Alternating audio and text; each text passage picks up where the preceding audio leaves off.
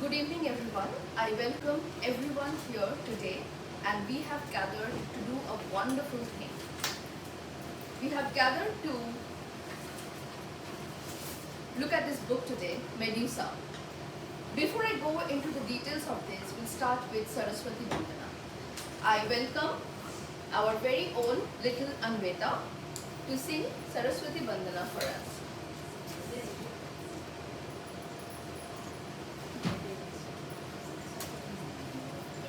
नमस्ते, मैं आप लोग के समक्ष सरस्वती वंदना प्रस्तुत करने जा रही हूँ।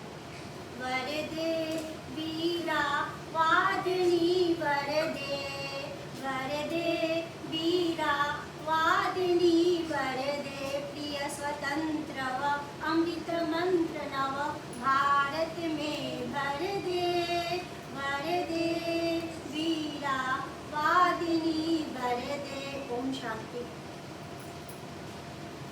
I would request our Hindi University colleague Ms. Shomita to present the plants to our guests.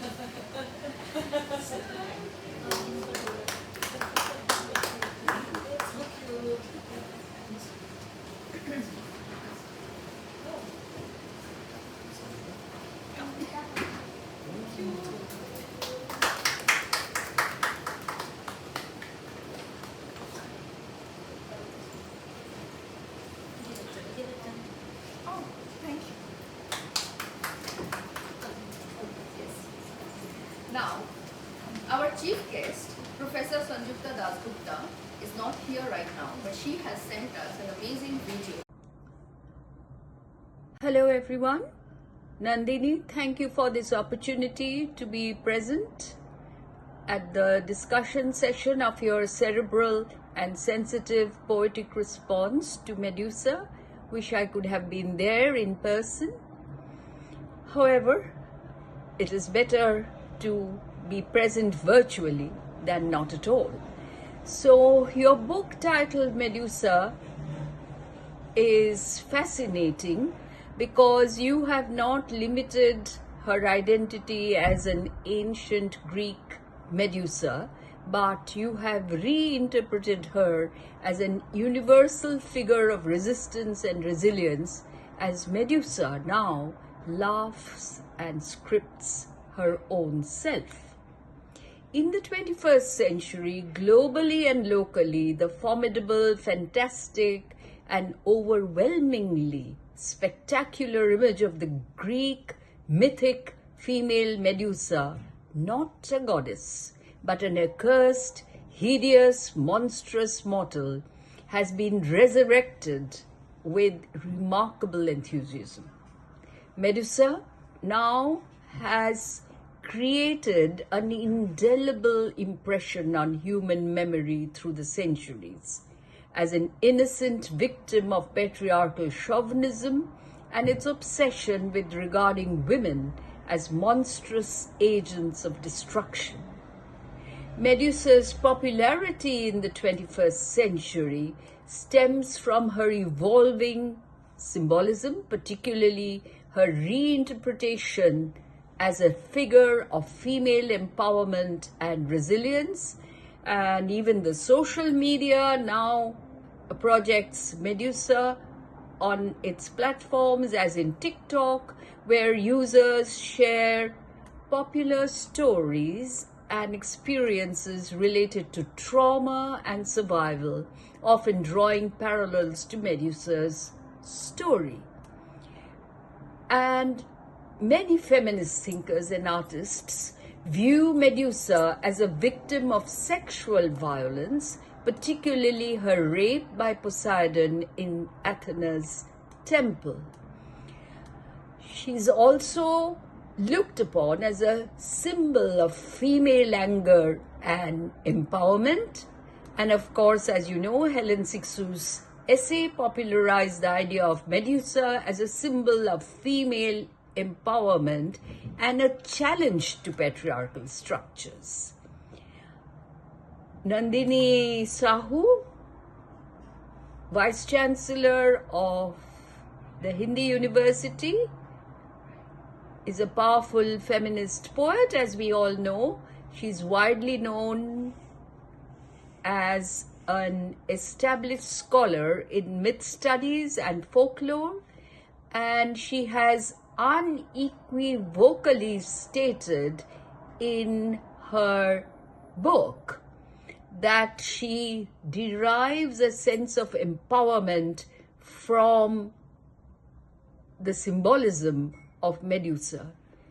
And therefore, in her dedication, she addresses herself to MEDUSA as her muse and writes, "Firm you stand, a sculpted vow, stirring the big wind of the écriture feminine. A beacon then, unyielding now, her muse, her myth, her whispered plea, bound beyond infinity." Each poem in Nandini Sahu's MEDUSA is purposeful and deeply political and extremely powerful in the rendering in poetic format with great critical understanding as well as empathy. I would be delighted if this book travels beyond the home into the world. Thank you.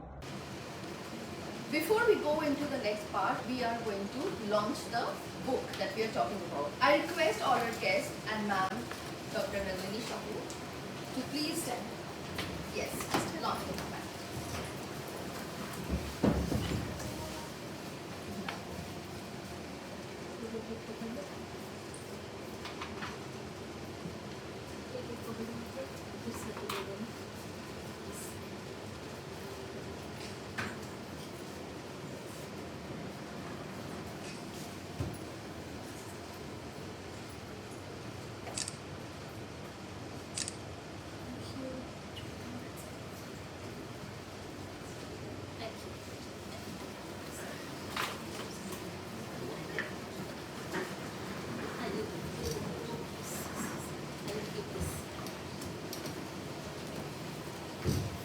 We have gathered to celebrate this moment because of Dr. Professor Nandini Sahu, the Vice Chancellor of Hindi University, West Bengal, Amazon's best-selling author, Professor of English and former Director, School of Foreign Languages, IGNOU, New Delhi, India, is an established Indian English poet, creative writer and folklorist.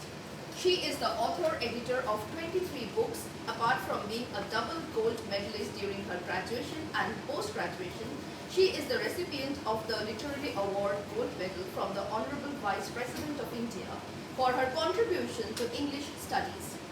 She is the recipient of prestigious Michael Madhusudhan Academy Award 2024, Lifetime Achievement Award 2024, Tagore Samman 2025, and Honorary Fellowship by International Academy of Ethics, India. Her areas of research interest cover new literatures, critical theory, folklore, and cultural studies, Hindu studies, Indian knowledge systems, comparative literature, children's literature, and American literature. We are absolutely honored, ma'am, to be here, present to launch this book, Medusa. I would request you to address the guests here. Namaskar, everyone. A very good evening to all of you, all the experts, panelists, the discussant, and my colleagues from Indian University, and definitely Anindita and a couple of lovers of poetry who have come all the way to attend this book launch and book discussion program. I'm rather overwhelmed to have all of you here to celebrate my book Medusa, which is published from Black Eagle Publications, USA, last month, 2025, June. And the book has received a lot of attention, love from the readers, from critics, and from the lovers of poetry.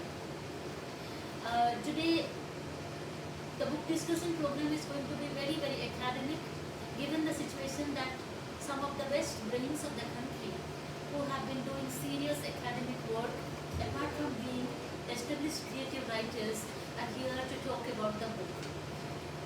I am very happy to have some people here who have been my close friends since decades, as well as we have been fellow researchers, fellow writers. First of all, I must express my gratitude to Professor Sutanuka Ghosh Roy. In absentia, she has sent a very interesting and an important video regarding the book, for understanding of the book, regarding Medusa and why Medusa, regarding gender studies, gender discourses. And I'm very, very grateful to Professor Sutanuka Ghosh Roy for taking her time and recording this video for the launch of Medusa, for the discussion of Medusa. Apart from Professor Sutanuka Ghosh Roy, the other speakers, the panelists, Professor Ajanta Paul, I have been closely associated with Professor Ajanta Paul since more than 10-12 years now, since my days in IGNO, when I was a professor of English there. She was a part of my experts committee and course writers team for many MA English programs that I was designing, and she has made substantial contributions to IGNO programs as a researcher and a critic. Apart from that, her creative writing, her stories, her poetry, they have always inspired me, and she's a wonderful human being. So Madam, thank you so much for having accepted my invitation to be a part of this book discussion program. We are looking forward to listening to you and participating in the discourses that you are going to take in the program today. And the next one is Dr. Nishi Pulugurtha, a very, very dear friend and an established scholar in Indian writing in English. Very recently, she has edited some groundbreaking books. One of them is Creating Ripples in Indian Academia. Probably when she speaks, she can mention that book, and in very near future, we are going to have a program with her in the university. So I got to know her very recently. No one recommended her to me. I found her. So I got to know her because of the quality of what she has been doing, and of course being for this charming, impactful personality that she is. So welcome, and thank you so very much for accepting our invitation and for being a part of this book launch program. And then next is Professor Jaydeep Sarangi, one of the very, very popular faces in India, isn't it? Everyone knows him. He is a part of many programs in Indian literature. He is a translator, he is a critic, principal, administrator, and poet, fellow poet. And we have been associated since my days in Shantiniketan as a PhD scholar 2 decades ago, when I was doing PhD. My supervisor, late Professor Niranjan Mohanty, had introduced him to me. After that, there is no looking back. We have been working together, and thank you so very much. Thank you. Thank you so much for accepting my invitation to be here. And next is Gopal sir. People call him Gopal Da, isn't it? And I call him Gopal sir. I don't know why. And I met him in SAP Literature Festival in Delhi, and I saw the kind of work he has been doing, very good poetry, and he's a very popular person. He has a smile and love for all of us, and we are so very inspired by you as a person, you as a poet, and we have a lot of respect for you. Thanks a lot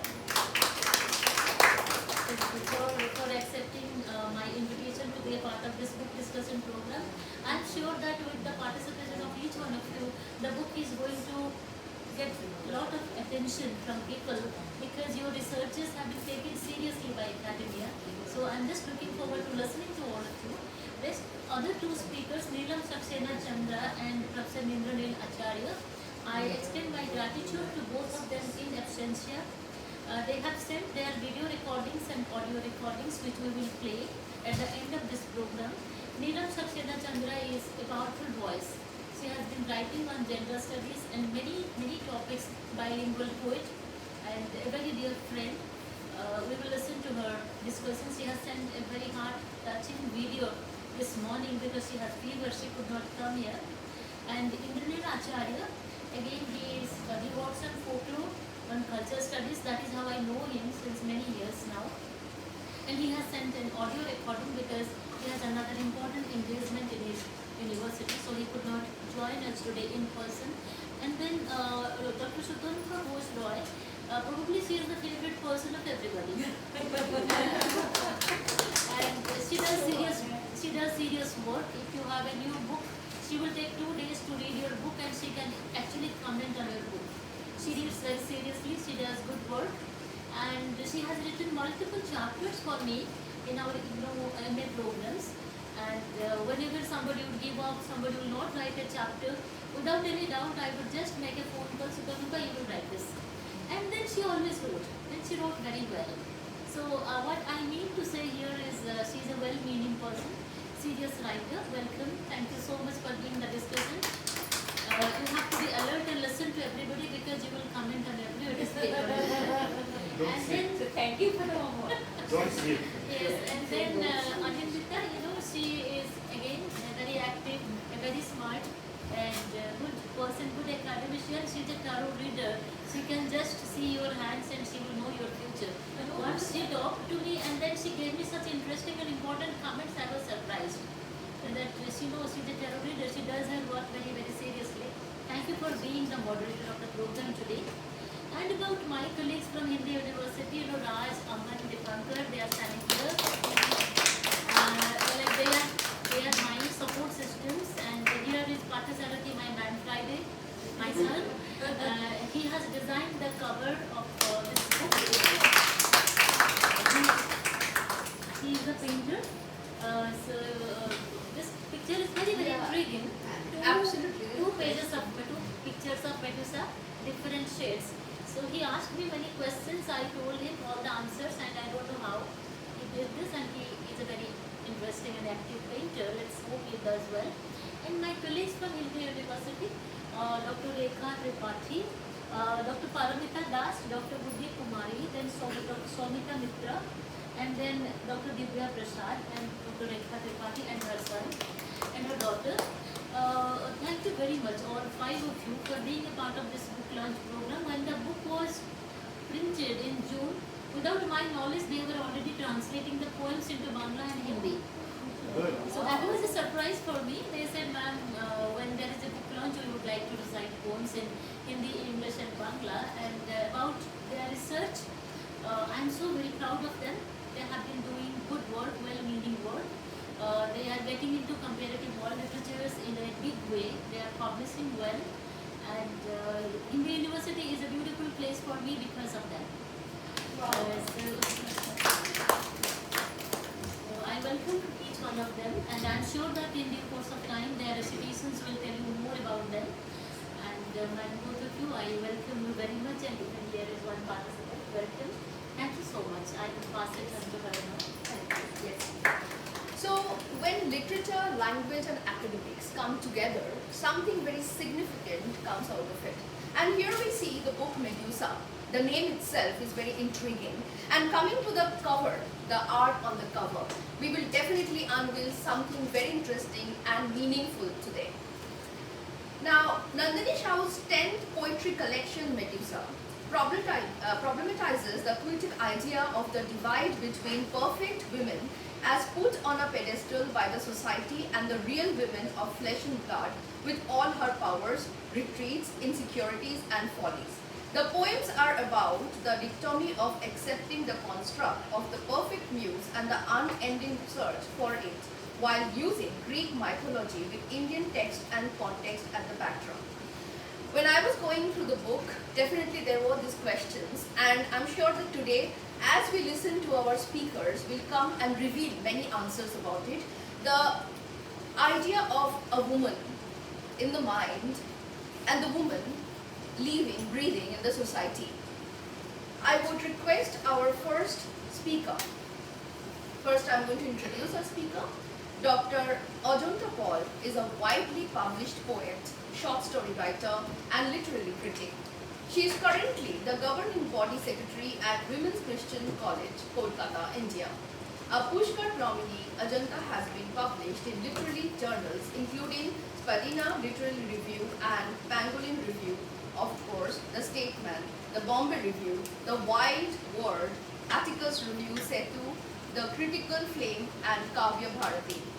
Ajanta's publications include a book of poetic plays, The Journal Eternal, The Exilied Maker, and other stories. American Poetry, Colonial to Contemporary, a book of poems. From the Singing Bowl of the Soul, 50 poems, and her latest collections of poems, Beached Driftwood and Earth Elegies. I welcome you, ma'am, to begin. Thank you very much, Anita. It is indeed a pleasure and a privilege, not to mention a singular honor, to be present here this evening. So a very warm good evening to everyone.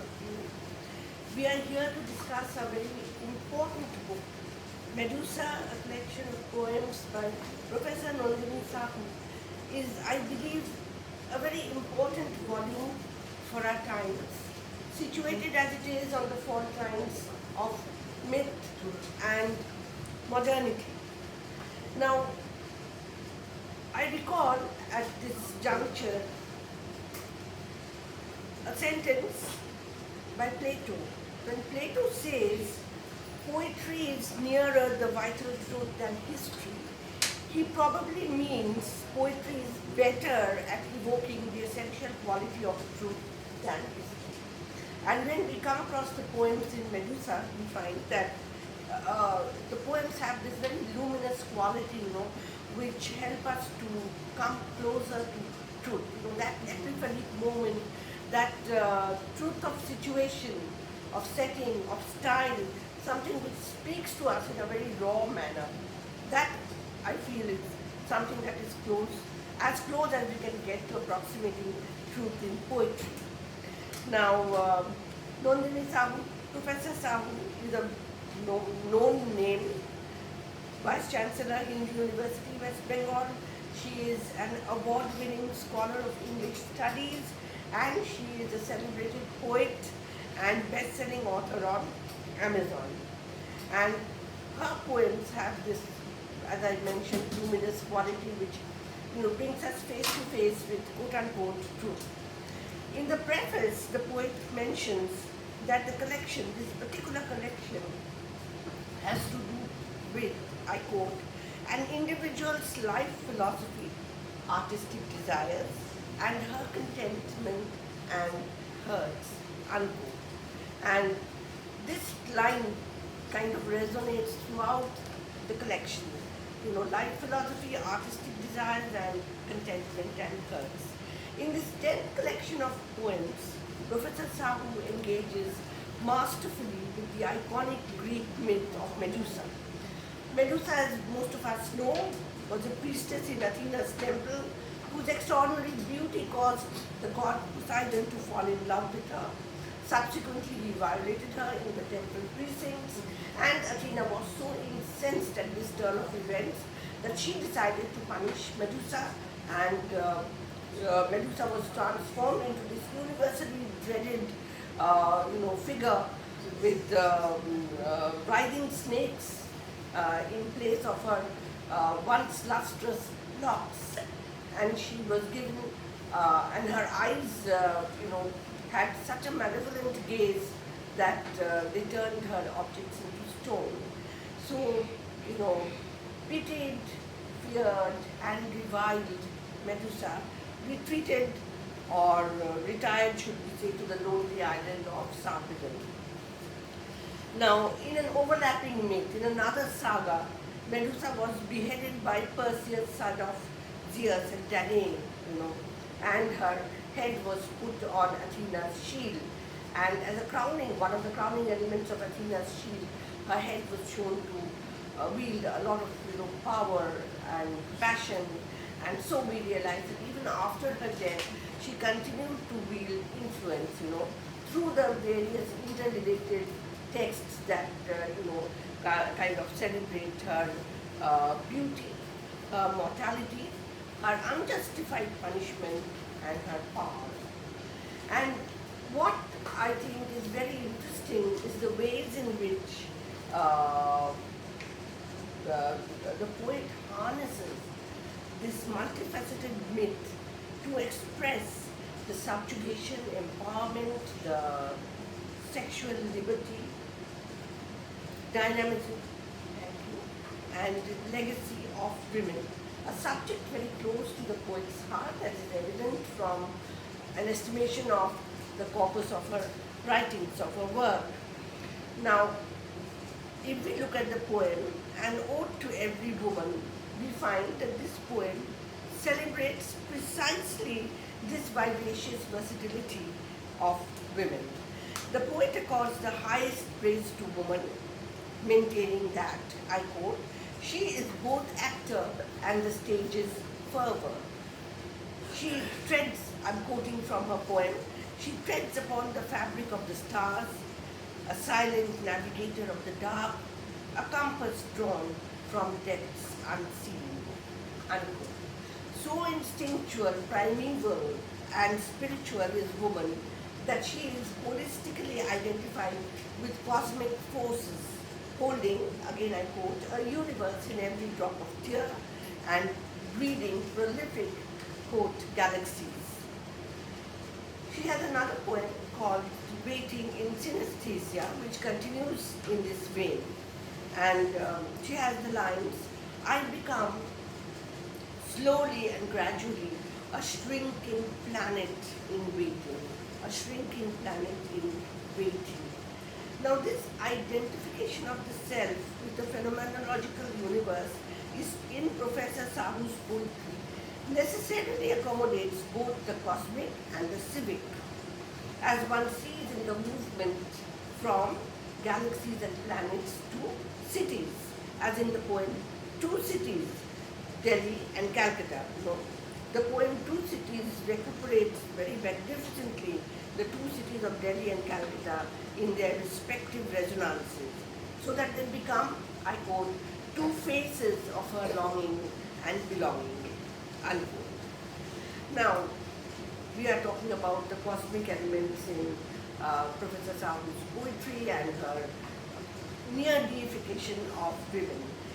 If we look at a poem like in God's Elect, this very woman is, I quote, fractured yet complete, a paradox of past and present, a transformed woman, unquote. Now, Professor Sahu brings us to a very ironical question at this point, and she asks, the speaker in the poem asks, but as God's elect, does she wear, I quote, a crown of grace or a burden of spikes? A crown of grace or a burden of spikes? The problem of Medusa, we realize, is that of every woman who is blessed and cursed, exalted and derided. So woman, according to the poet, is paradoxically powerful and passive. She is, as the poet says in the poem, pulling heartstrings, the quote-unquote, the elemental woman, who, interestingly, disappears from the world at times. Now, the figure of the missing woman, to my mind, is a reminder of the comprehensive invisibilization of women that is routinely wrought in a gendered society like ours. And countering this demographic vacuum is the image of the bold and independent woman in a poem such as Sisterhood, And there in that poem she is that imperfectly perfect woman, unafraid to be her own self, absolutely unapologetic. But even this woman needs the solace and sustenance of a sister or a fellow woman, whom she describes as being a special kind of mind and body double. So she's talking about sisterhood, a community of women, in which there is love and shared, affection. In a poem like Women's Agency, the poet affirms with characteristic positivity the innate strength and capabilities of women as they unite, evolve, and forge ahead, realizing their ambitions and shaping their fate. So just allow me to quote a few lines. Through trials and triumphs, they rise, they grow. Strength like rivers, steady in flow. Their agency shines a light in the night, guiding them forward, bold and bright. So Medusa-like, the women celebrate their power, both untamed and true, the essence of women in all they pursue. Now this generic energy of women, which is so important to the poet, achieves a personal focus in poems like The Difficult Daughter, a poem which most of us can, relate to.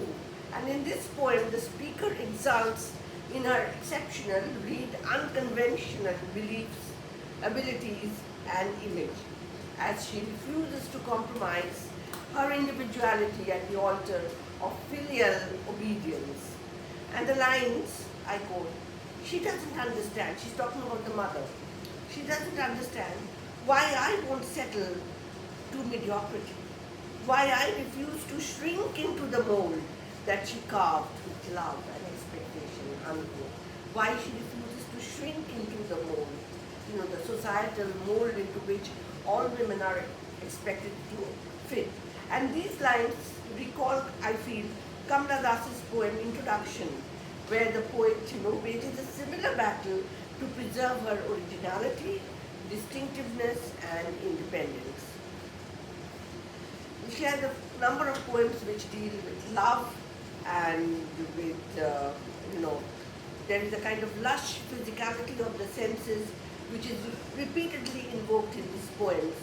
And this physicality is kind of testimony to a woman's frank and joyous immersion in sensual pleasures, traditionally not ascribed to her.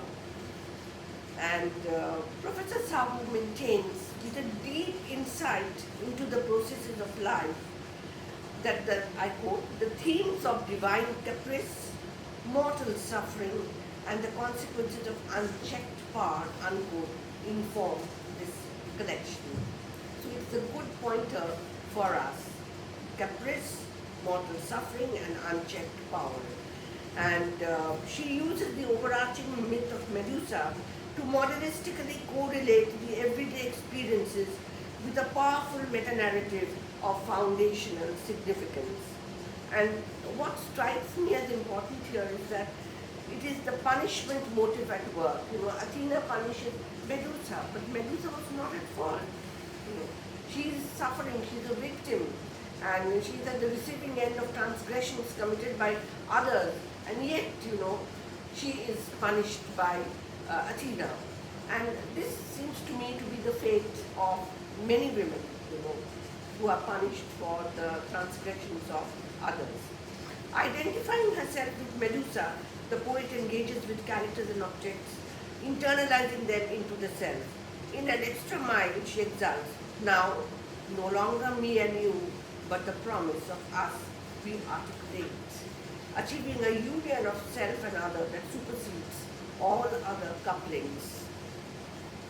And several of the poems in the collection we notice are dialogues with the self, articulating the inner tensions that affect the poet.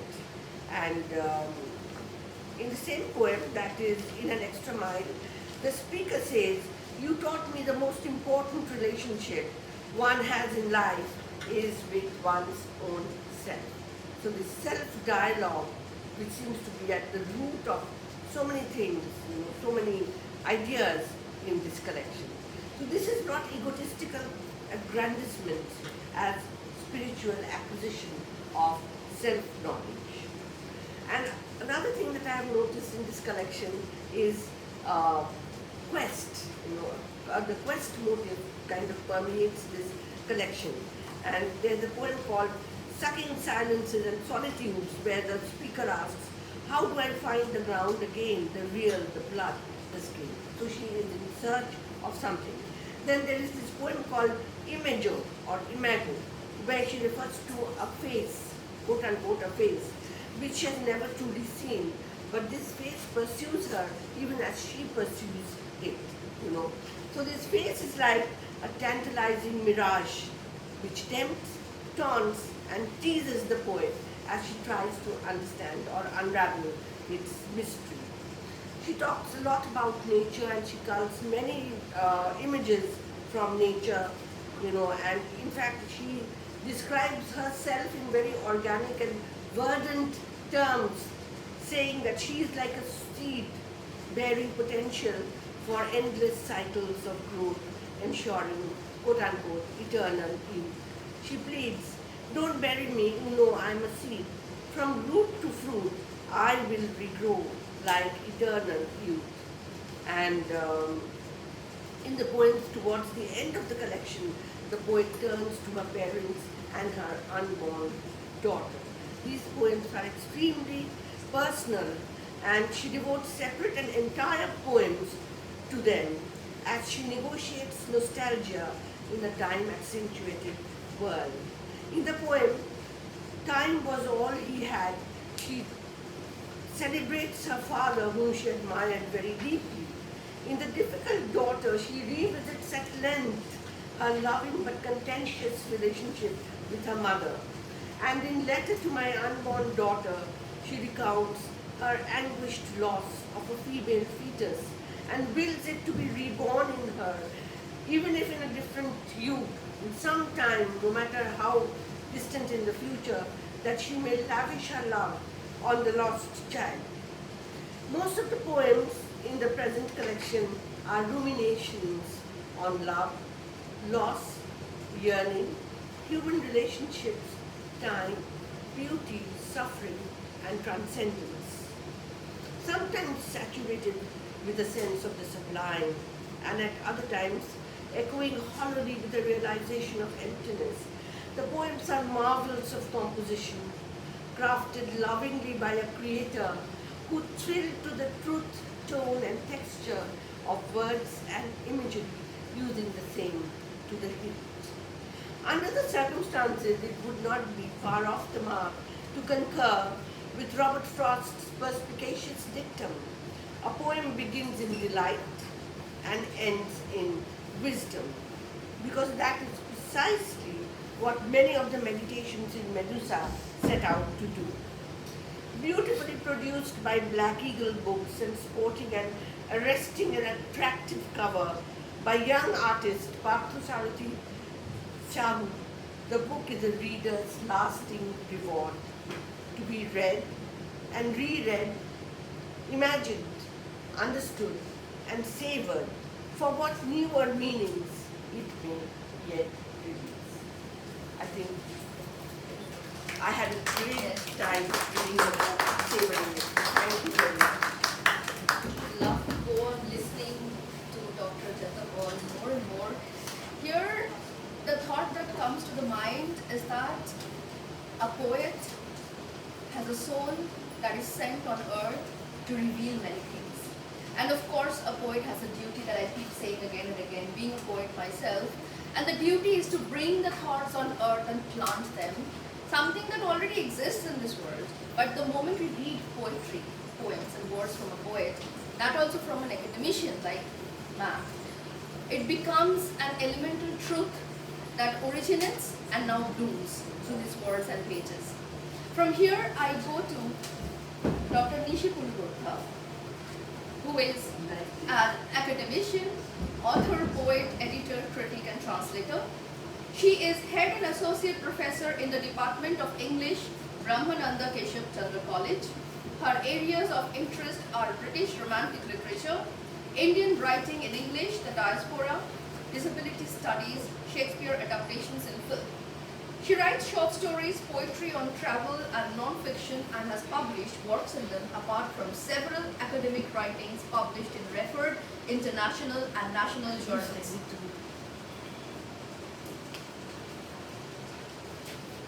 Her recent work is a co-edited translation work, Bandage Moments, Neoti Books 2025.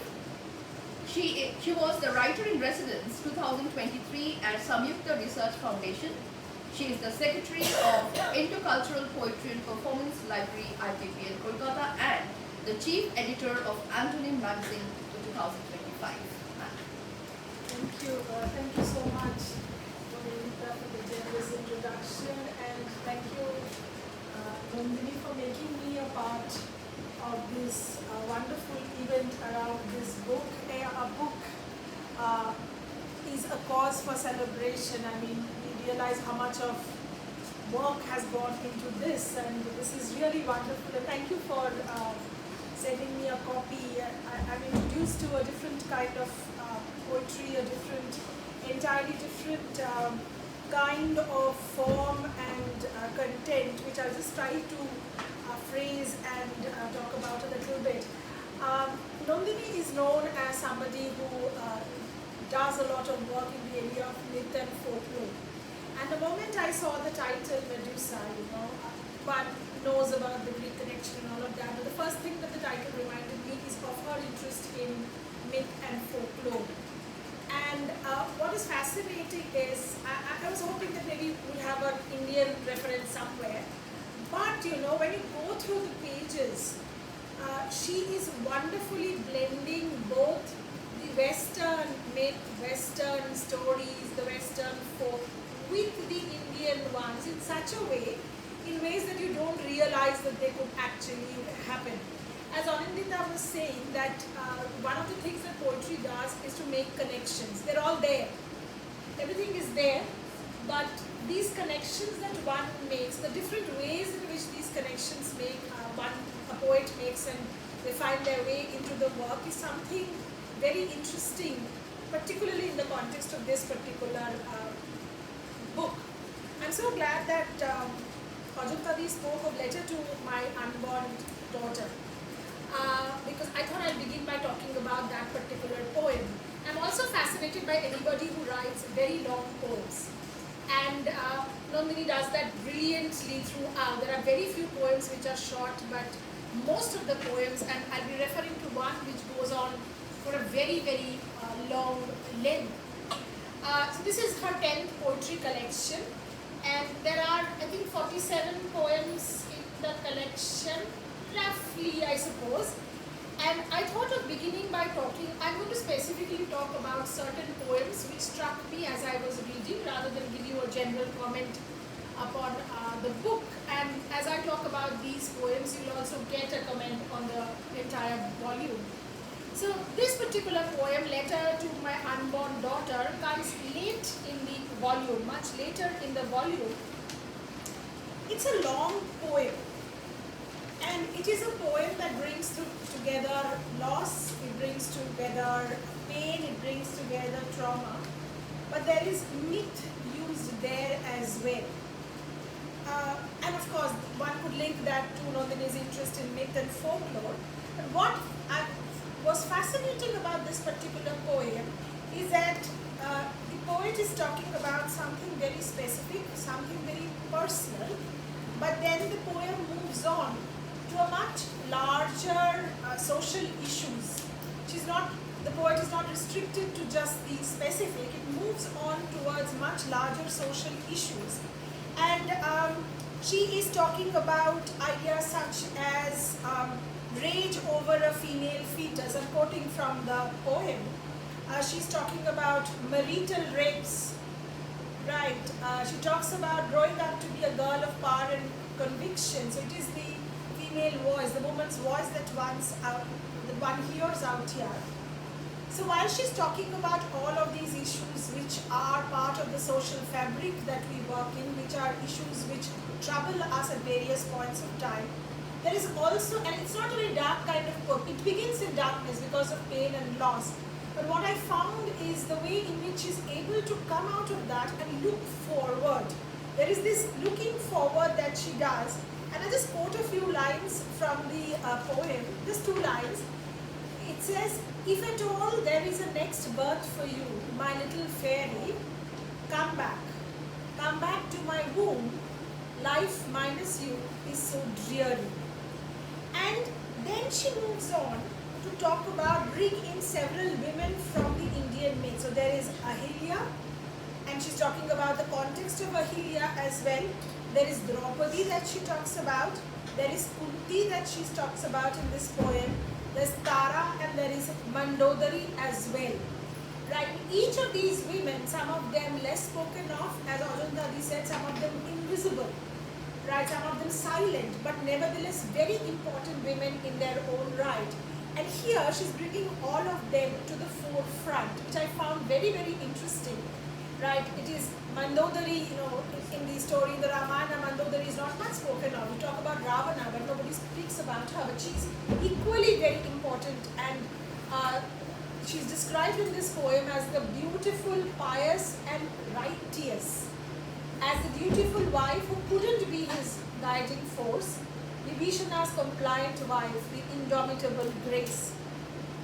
The poem ends, and I find that ending very interesting because I see a kind of a trajectory that the poem takes, where it begins in loss and suffering, moves out into larger social issues, uses myth to talk about these issues, and then comes back to that personal space once again, where, and I'm quoting from the last stanza of the poem, "I'm not just a woman since that fateful night, but entire womankind. Now I am a woman of full circle. Within me there is the power to create, nurture and transform." So this circular pattern that I see, where she comes back to being a woman, but then she is no longer that, there is pain, yes, but she's no longer in that fragile state. She is someone who's reaching out, someone who is kind of trying to take control of things. As she says, "I rediscovered pieces of myself through your unborn narrative." So the child, the unborn child, is very much a part of this narrative, even at the end. But there is a kind of fortitude, a kind of strength that the poet seems to look forward. And I think that is something very, very important, because I think as poets very often we're also, while we are talking about social evils, while we are talking about the very difficult space that the world has become of violence and so on, we're also talking about hope. We're also thinking of creating a world that would not have all of this and be very nice. So I find that, and I like this way where you begin in the personal, move out and then come back to the personal, but with a different kind of hope and optimism that I find this particular poem to have. I really enjoyed reading this poem. The other poem that I move on to is called Frozen in Time. And the poem begins with an epigraph from Sappho. Right, and Sappho is the poet. Right, I think she's the first woman poet, so therefore the moment you think of poetry, you always think of Sappho to begin with. And then the quotation from Sappho is also very interesting. "What cannot be said will be wet." So it is going to come out in some way or the other. We're going to find, the poetic voice is going to find ways and means of bringing out issues that are troubling us, that are within us and are looking for an expression in some way or the other. The poem speaks about home, the poem speaks about love, this poem speaks about stories, and I'll just quote a little bit from the poem where she talks about, and she's speaking about love and companionship here. "I felt home in myself with your intense embraces, and my penmanship, you filled a void that I never knew that I had, and thus I became your fantasy." The poem has a simplicity that endures as it expresses love, faith, relationships, but that's just one side of the story. There's something more to the poem as well, because the poem also talks about loss, of life's plans going awry, of things not working out, right? It's not always that simple, that easy. There are complications that at times trouble, that at times threaten to break one, but you have the poetic voice trying to hold on. Just a few lines where she says, and I like the way, in a very matter of fact, very simple way, where she talks about, and then as the table turned, frozen in time, I want to deal with you. And I like the very active idea of I want to deal with you, where the poetic self is kind of in control of what one would like to do. So this is a very strong voice that is speaking about wanting to be in control, in spite of the fact that life and its very difficult trajectories that one is accosted with at times, taken by surprise at times, where you begin thinking that things are going to move on in a particular way, but life seems to have different stories. But here you have that voice very much in control, wanting to make things work out the way that the poetic voice wants to. The third poem that I would like to talk about is Dushyant and Shakuntala, which once again is a very long poem, possibly the longest poem in the volume. And the reason why I was drawn to this particular poem is the reference to the fairy queen, right? So we have the Inglet person very much strongly there, which is talking about Shakuntala, and she's describing Shakuntala as fair as the fairy queen. Right, I found that very, very interesting, where you are, and that is, I think, one of the characteristics of several poems, and as I said right at the beginning, one of the characteristics of several poems in the volume, where she's using myths from both India and the West, and using them almost very seamlessly. They kind of, come together. You don't find a kind of a jarring. Absolutely, there's no jarring at all. And this particular poem is written in, I think, 7 parts.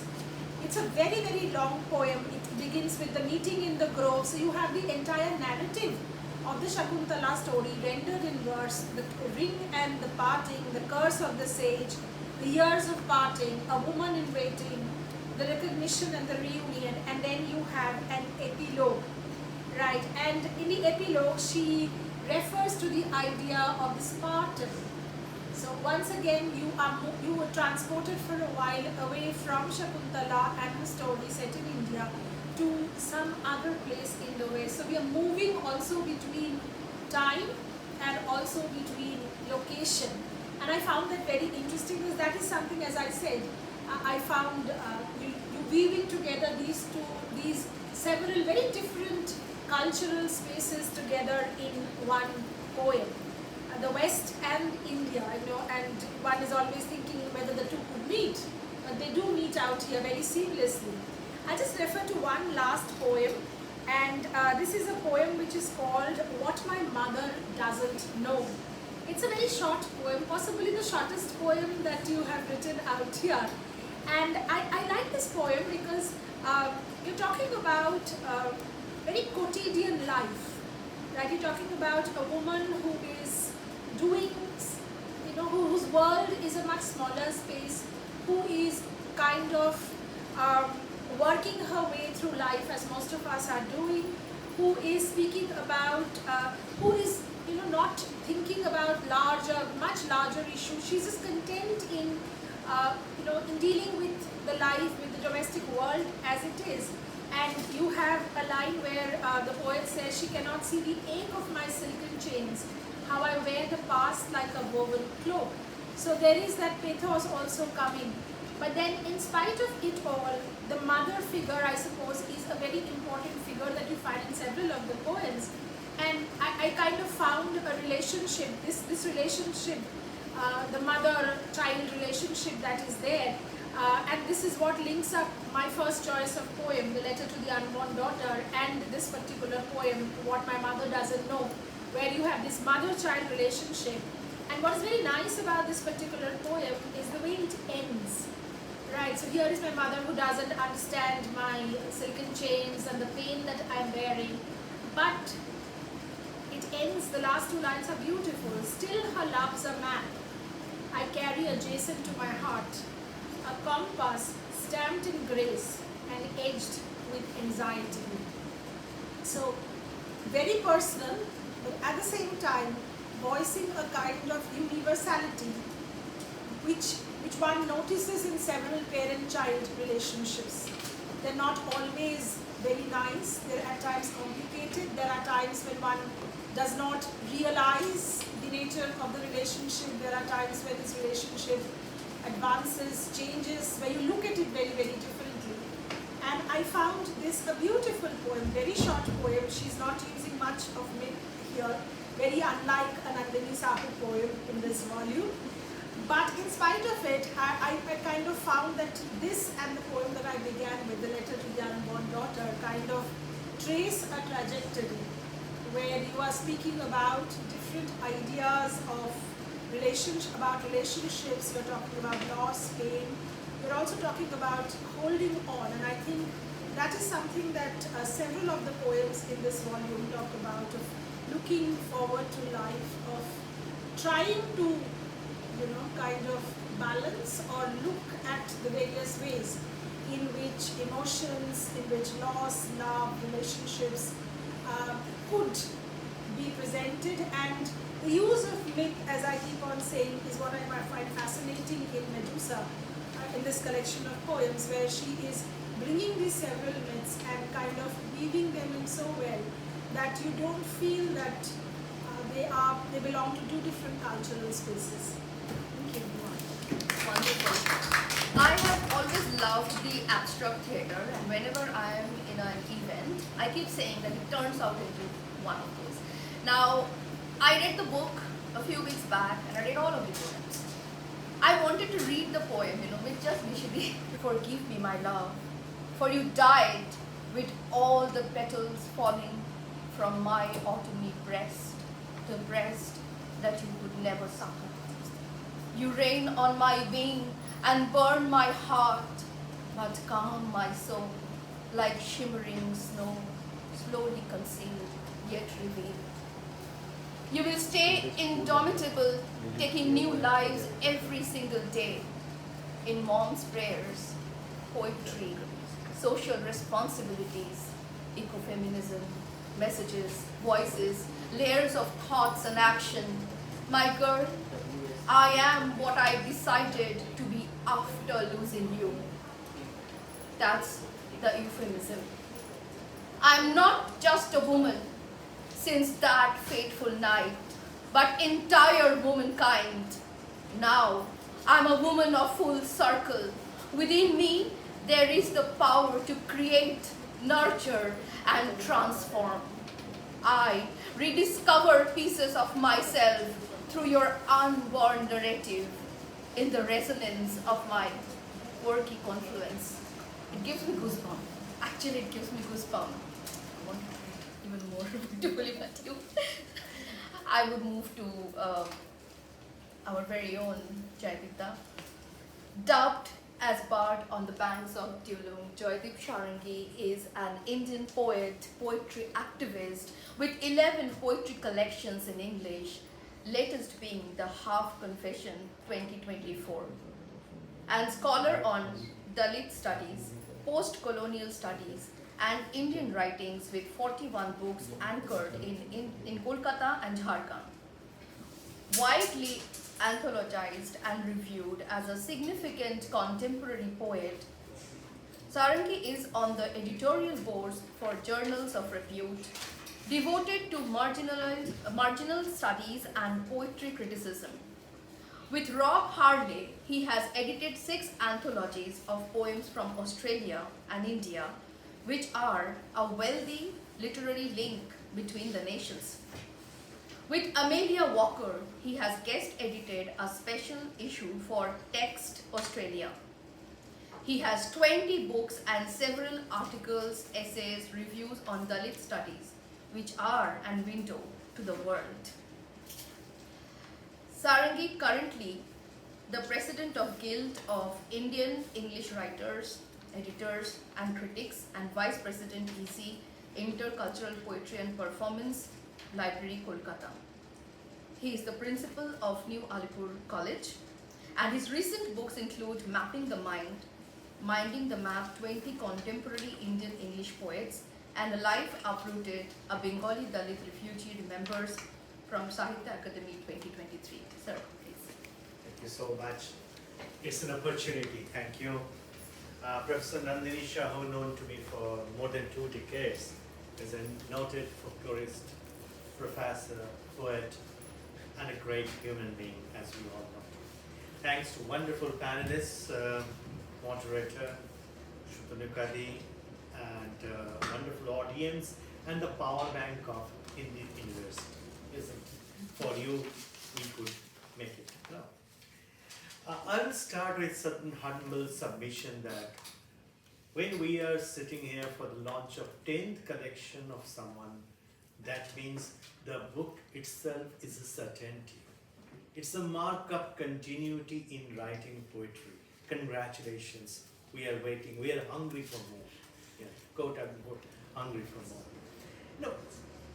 By Nandini, we know over a period of time, those who have read Nandini in last 2 decades, 10th collection is a departure from other collections.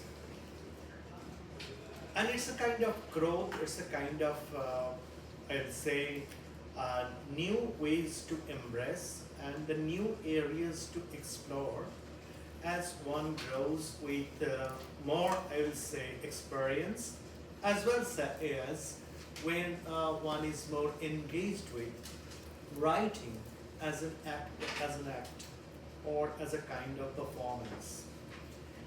Born and brought up in a land synonymous with poetry, because that Mahanadi, that Katak, that Odisha is almost the I'd say the playground of Indian poetry in English, and also short stories in English. And a very close follower of Jayanta Mahapatra. She has interviewed Mahapatra, lived with Mahapatra, embraced the art of Mahapatra in many ways. With great tradition of Odia gene of writing poetry, and through Nandini we come in terms with how stories of the nights are cleared by the act of poetry. That is a rarity. The collection begins with a line, I am Medusa, I merge with thee. I think why Medusa is the title.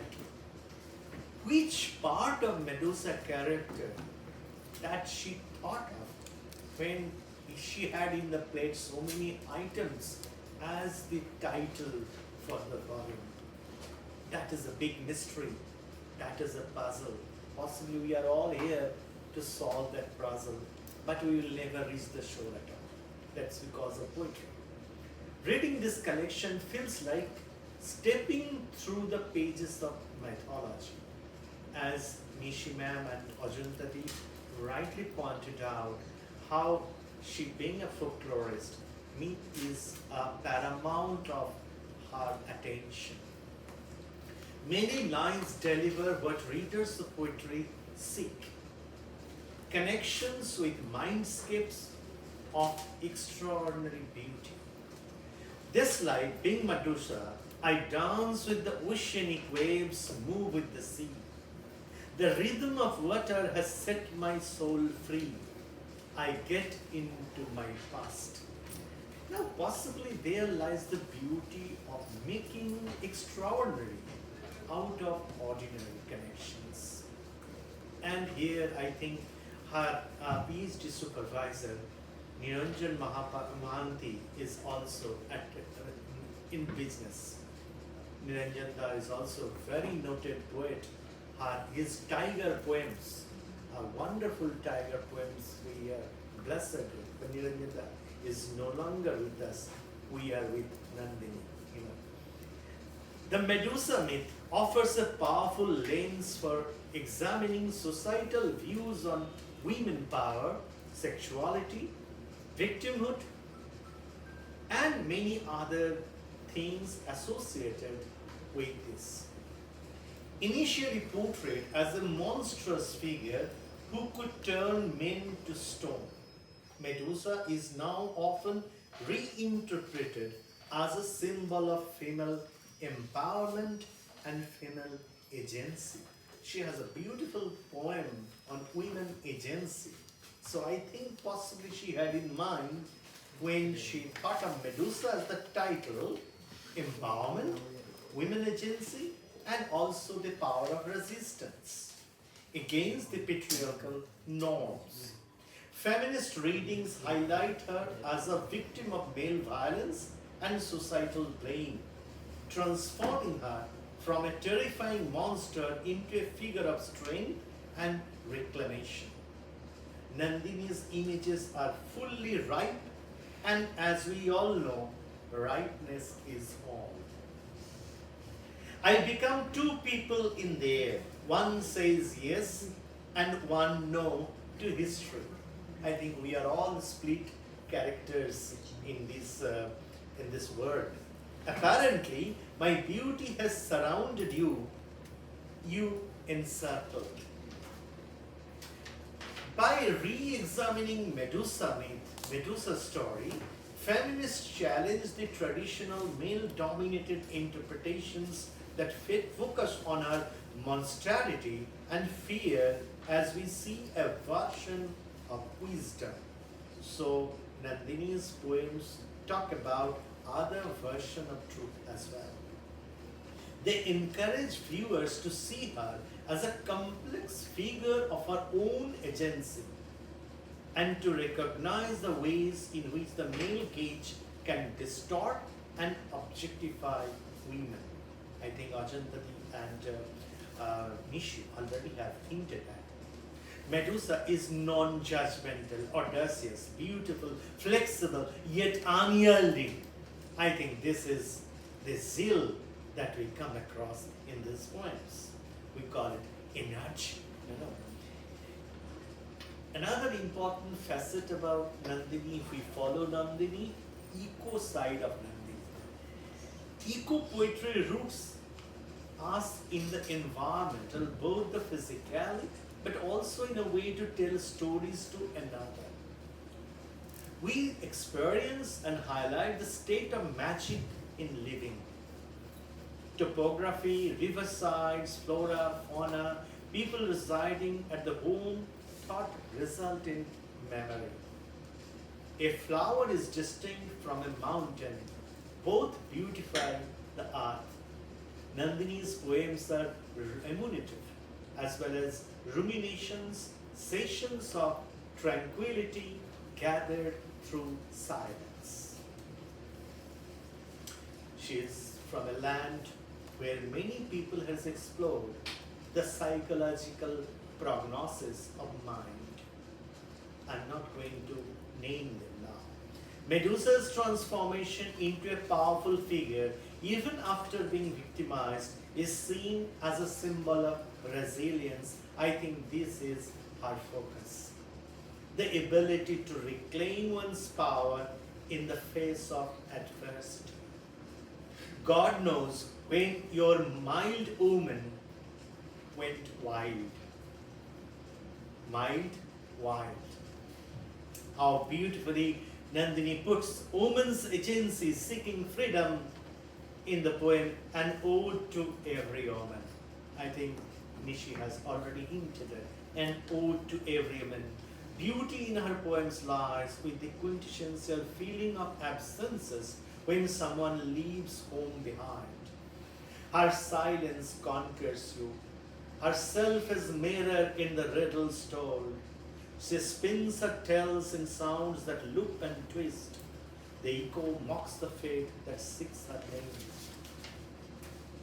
For Nandini, with sparkling cadence, illness of life becomes wellness of mind. Illness of life becomes wellness of mind. Her choice of words and images coupling with incisive eye of an academic with an emotive directness of poet captures the mind time of appearances and disappearances of objects and insights.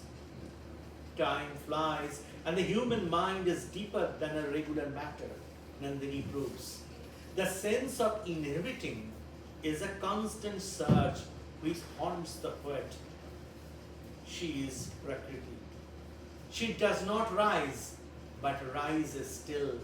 A tree whose roots drain deep of the mystery's crimson red, whose branches stretch the edge of heaven's gate, as thunder hails the coming of her rain. The stars, her sisters, gather at her feet, their light a silent deference to her might. I am not just a woman since that fretful night, but entire womankind. Now I am a woman of full circle. Within me there is the power to create, nurture and transform. I think Nishi has already given to this line, right on this. Women have been placed in men's box of ideology. That is what Nandini wants to break. She breaks the stereotypes. And she has a very beautiful quote at the beginning by Emily Zola. We are like books. Most people only see our cover. The minority read only the introduction. Many people believe the critics. Few will know our content. How many will know the full gamut of women? But many readings remain at the surface. Wonderful, wonderful quote that that goes with your collection. The book of wisdom says, as the going gets tough, the tough gets going. But I am brave. And it said, how do you know? Till today, only delightful things happen to you. You are young, ever young. We wish you always young. The poet. Retelling these stories offers a fresh glimpse into these women who may have been experienced from the perspective of women who would comprehend her, the feeling compared to men who originally wrote their stories. They give those women and the real women that existed during that time the voice they had always longed for, and in doing so, retelling often is an act as a kind of a legacy or rebirth. Poems blur borders and transcend boundaries. This collection would certainly add to the existing database and create a new interest in the existing body of literature, which is an immense pool of talent and a meeting point of different kinds of literatures. Another very important facet of her poetry, as I have observed, the cultural and poetry intersect. There is an intersection between culture and poetry. There's plenty of straight speaking in these poems, yet the aesthetics of the craft remain untainted. Many lines are very straightforward, but the aesthetics of the craft remains untainted. That is the, I think, very difficult thing that the poets handle. A seasoned folklorist, Nandini works with sublimation of rage, heart, and thrusts into the universality and the permanence of art. Even in these dynamics of integrated faith and order of things, the human mind can be the king. Nandini's beguilingly simple use of language reflects and constructs her own identity. And she utters beautifully. She lives in beauty, her smile, an echo of the eternal. Empathy in her eyes, like the stillness of dawn, where wisdom does not bellow, but listens unwearingly. Her bold images make darkness palpable. Intersectional subtlety of the poems in this collection arrests our attention. Now, reading these MEDUSA poems, I have a feeling, a taste of Odisha ethos, the cards of the land. There's a beautiful poem referring to Lord Jagannatha's rasai, isn't it? She flows with the dappled brushes, that quiet flowering of the soul in full bloom. Her in-group solidarity, I think she has been, Ajanta has mentioned, in-group solidarity for sisterhood is reflected through some poems. She says, I fancy my sisters to appreciate in spirit, unquote. Like Medusa, a resilient spirit in her heart believes that together she can change spaces for gender roles in our society and soul spaces. She says, I still believe that it's possible to change the world, this planet, unquote. The poet is a persistent soul maker. She says, dear sisters, I am that imperfectly perfect woman. Let us celebrate the confidence of the poet. I rediscover pieces of myself through your unborn narrative in the resonance of my quirky confluence. I seek an empty room to sit still, to listen to silence, to echo her words. In her elegance, mesmerized we are. We live in her beauty. She paints warmth in the air. Really, she paints warmth in the air. Thank you so much. It's a wonderful opportunity. Thank you so much. So touching. Of course, the imageries are beautiful. They are very bold and bright.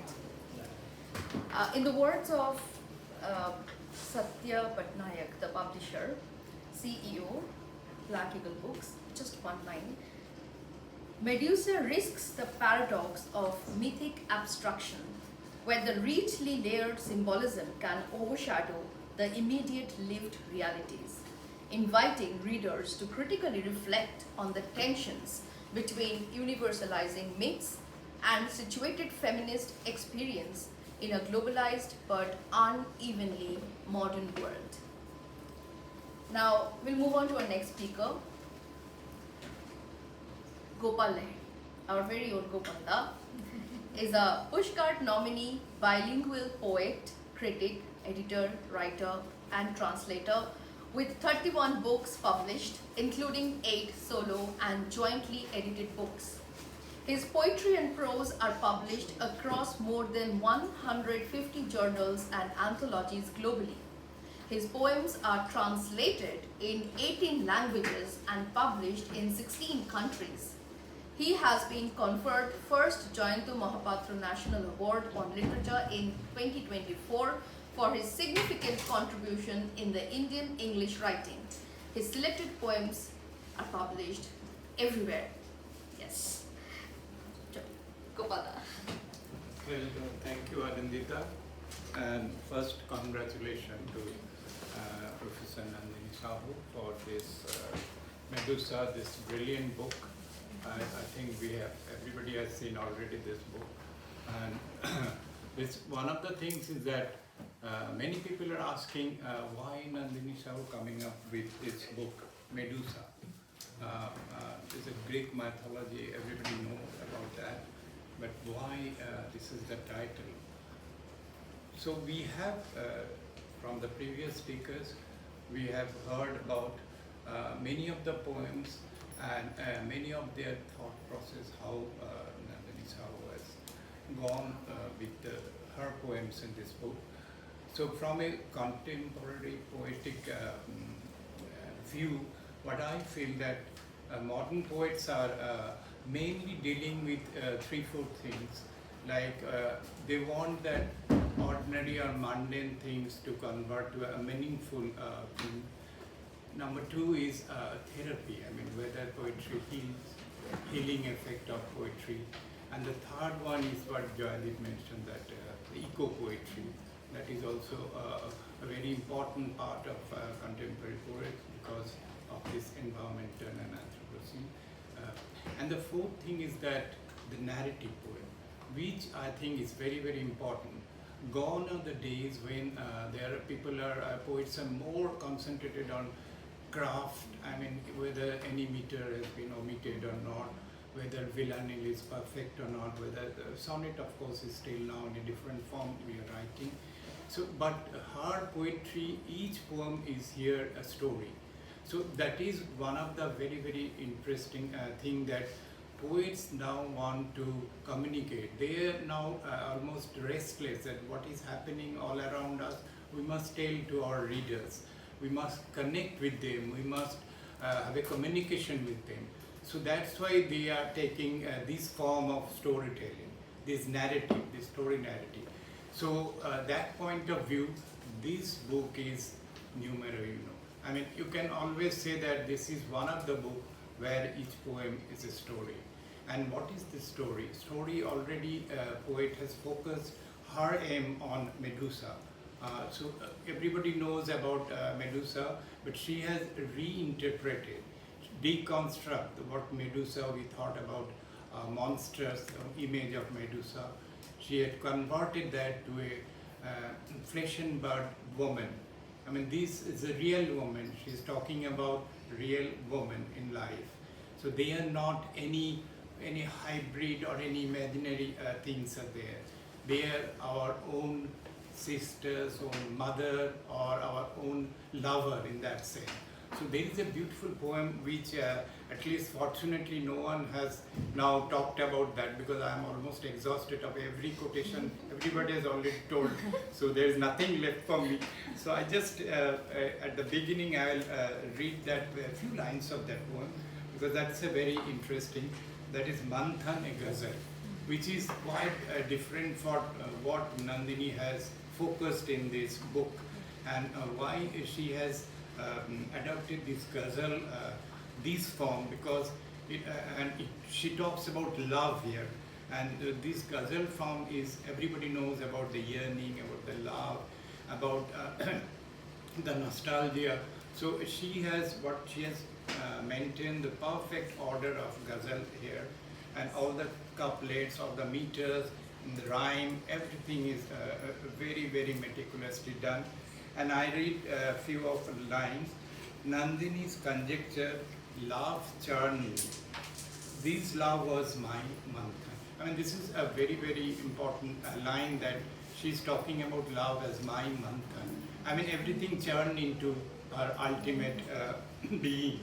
Love took me out of the darkness of cold fields like a granite. Oh, adorable, love is ember. She's talking about love is ember here. It's a fire. Love, granite. So hard. So, I mean, you see the inner side of yourself. Love, murky pebble. Then she talks about murky pebble. Love, a shingle bright. Love, devotion. Love, renunciation. Love, melt. Love, a prayer from the heart. So she come to that, that level or that layer where she says that, the poet says that love, a prayer from the heart. So this, I think, almost reaching a crescendo from the starting of the poem, that then you ask me, why do I shine so bright? I said, my love, because I am your agenda of the life. I mean, this rhyming scheme also is very, very interesting. And in the middle of the, he mentioned that in a tug-of-war challenge to roil the elixir from the ocean, bade to attain immortality, an eternal life beyond bereavement. The medieval Hindu theology, everything is coming. I mean, starting from the this theology is talking about Hindu theology, to that ultimate come the love prayer from the heart. Hindu theology encompasses this legend that the devas were carrying the amit away from the asuras' adamant. Drops of nectar fell at 4 places on the earth, Haridwar, Prayaga, Trimbak, and Ujjain, in their divine right. So here in this particular poem, this is quite different from the all other poems here. Those are mainly woman-centric and a lot of talking about the woman empowerment and also suffering, grief. Those have a trend you can easily follow. And she has mentioned in the in her introduction preface that one line I liked it, that about Sartre's one line, that every word has consequences, every silence. So she has already mentioned that even though she is telling a story, silence is also very, very important. So some of the things which she has mentioned in the preface is very much there in her poems. In a series of poems it's there. And another thing which I noticed here, that she talks about the cultural symbolism, whether Medusa imagery and this appropriate Indianness. Story, actually it's a myth, Greek mythology.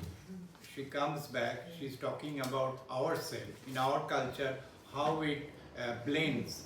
So that is another important part of her poems, which I believe it is very, very good. And the mythical character, she talks about this Asian, the South Asian, all the images are there. So it's not only that we are talking about the West. So she's talking about here also, not only India, in the Asian context. And many of her poems which I have seen is a meta-poetic mythology. It has any woman who are here, we are talking about all the women in different parts of our lives, in different segments as well. So a lot of things in this book which I find very, very relevant to the modern context. The poet has a generous gift of storytelling, and every story she tells in her poem connects her to the reader, which is important because she doesn't want to write and to herself. She wants to talk, she wants to connect with her reader. She tends to think that her poetry has the potential to change the mind of the people, especially the woman-centric poem when she talks about various women. Her poems are remembrance and the memorial, the grief, the longing, talking about the parents, the father, mother, about the nature, and there is one good poem of nature navigation. So there also, the poet always adopts a more unswerving and straightforward style and a captivating, deceptive simplicity, which of course this is the one of the remarkable point of this book. What is also remarkable is that there is no discord between these prosaic lines and lyrics in verse. These are all intermixed. And the poet also makes a point about emotion in the lyric, or poetic emotion to be precise. The feeling in her poems is intense, but at times they are quiet and restrained as well. You can, if you read all the poems, you can feel the differences there. In some poem, the poet is very loud, he wants to say everything, and then in some poems, she is very subtle, but she wants to make her point read or heard by everyone. And even though at the level of profound, pure and philosophical bent of mind, her poems ooze a certain pristine charm that we can always see because of going back to this folklore, to myths, and this cultural presence. These also give a certain amount of pristine charm, which we always mention them, and they can erupt only from the inner depths of a compassionate heart. If it's coming from the bottom of the heart of the poet. There is a virtuosity and bravado in Nandini's long sentence poem, which carries across stanzas and sweep on the association. Nishi has mentioned about the Dushmant and Shakuntala, they are the cantos. There are so many cantos there, which are each are you can say that each are fulfilling everything. So those are very important part, that cantos are there, which carries across stanzas and sweeps on the association, letting the literal situation yield metaphorical power. So that is one of the important things, that it also attained that metaphorical power. She reiterates the lines of various association in a single poem as well. The long extended lines in some of her poems sometimes emphasize her phrases and her thoughts, which I talk about, that poem of Shakuntala and Dushwanta, and there also there is an impression of ecology. I mean, they are talking about the nature, but not the beauty of the nature. There is an ecological constraint there. And another point which I like to mention here, that this sometimes reading her poems like getting into a warm bath in winter. I mean, you are getting warm after reading this poem. So that also, because, and interestingly, she provides a granular view of her life while describing the power of words in a lovely, lucid poem. In most of the poems which I am mentioning, the poet gives the conventional assurance about the sweetness of the womanhood in many poems, not in only single poem, but never highlighting them as a sign of prophetic power. She never talks about women at a certain level, that they are not the devi or goddess like that. She always talks about the woman, the real woman, the woman in flesh and blood, which is very, very striking. And in her probing poems, she urges to visit other worlds and then return to our own. I mean, talking about of Greek mythology and then coming back to our culture, our folklore, and then which is sometimes disturbed by time, but the poet comes back again as refreshed and reawakened, because she wants to pinpoint her points very, very clearly in many of the poems, that whatever is happening, she wants that there should not be that people will be depressed, disappointed, but there is always a hope. Many of the poems, when you start the poem, you just think that there is nothing is there as such, it's a very depressing, but when we come to the end, this transformation, that is also a hallmark of her writing, which I liked it very much. And in another poem, she says that the poet trusts poetry's capacity to deliver presences through images incarnated in luminous words, which I read one poem, ghazal, flowing in rhythm. That is also very important. And even though she is writing free verses, there is a constant rhythm is there, which actually flows through the poem. And if you feel that it is continuous as a prose, but it's not prose poem, it has that lyrical element is still there, and the poet moves on from one rhythm to other with depending of her content in the particular poems. And rhythm serves the poet a means of access to time and space.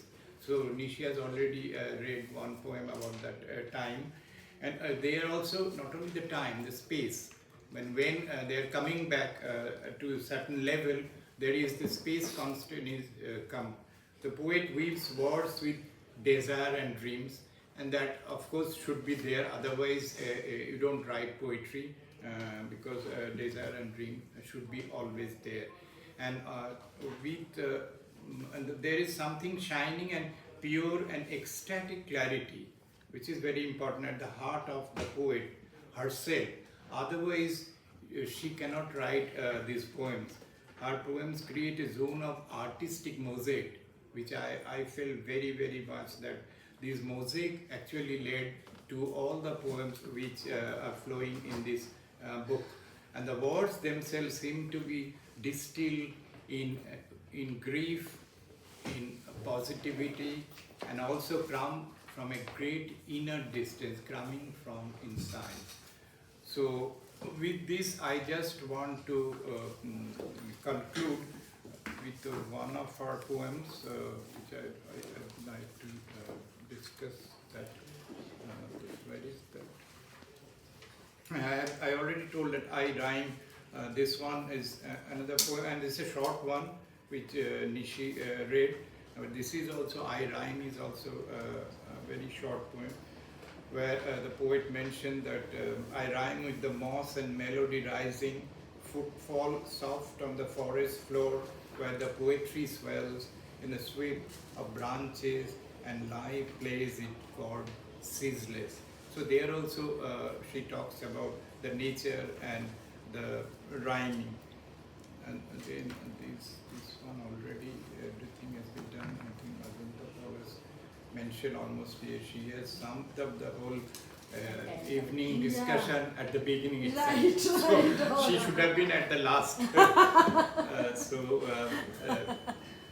And Jaydeep, of course, he has a very different way of.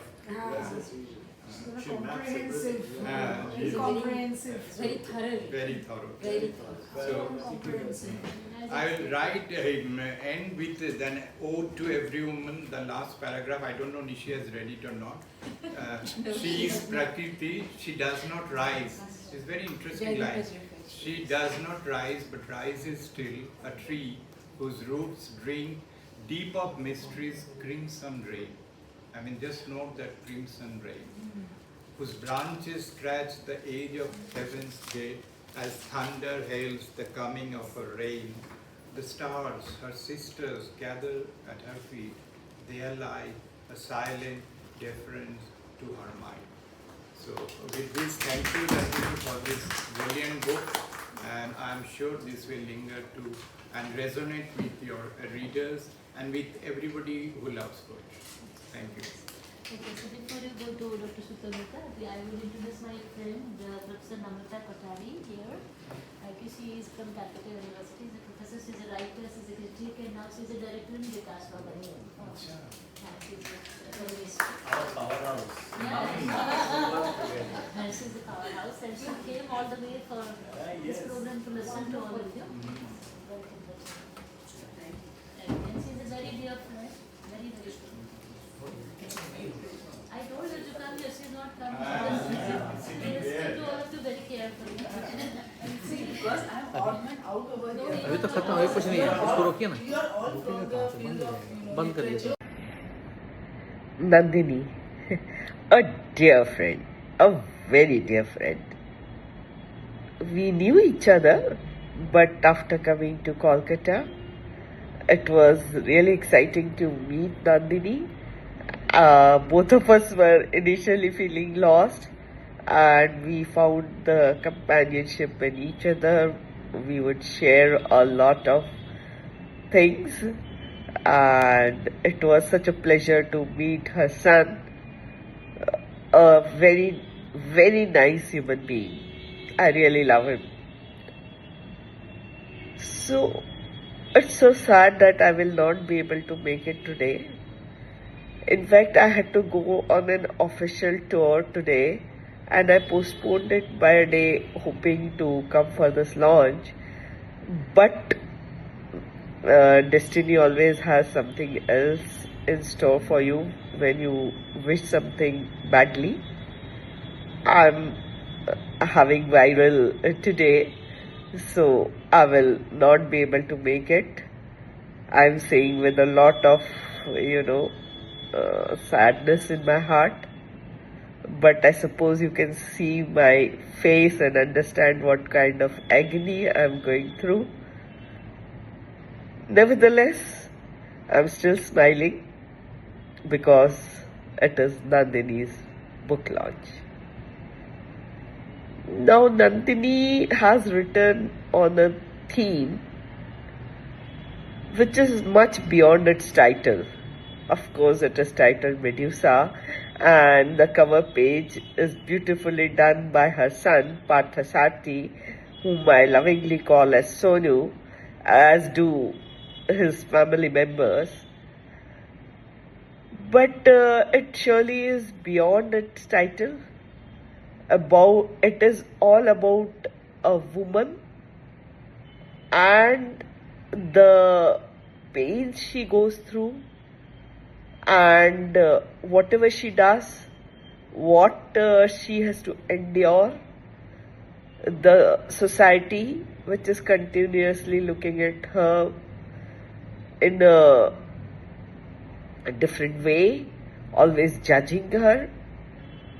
So Nandini has been writing a lot of feminist books. I've read Sita, and it is amazing the way she writes, the thoughts she captures, the empathy that she feels, and the empathy and sympathy both which reflect in her writings, and also the strength of the woman character, the female character. She's not shown as somebody meek, weak, and always accepting things. She's shown as somebody strong, somebody who knows how to find a path despite difficulties. So kudos to you, Nandini, and I'm very, very, very proud of you.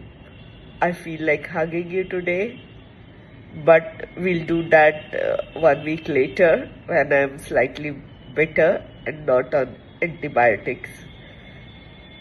All the best once again. Keep writing, keep shining, and you'll remain my dear friend. Bye-bye.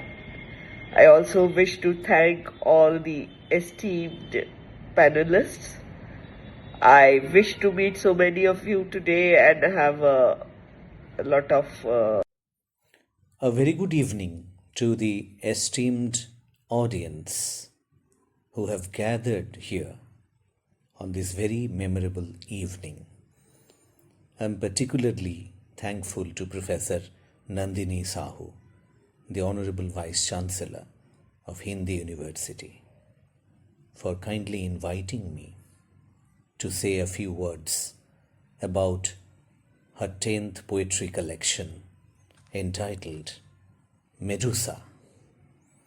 MEDUSA is a brilliant oeuvre of powerful poems. They are about the dichotomy of accepting the construct of the perfect muse and the unending search for it, while using Greek mythology with Indian text and context at the backdrop.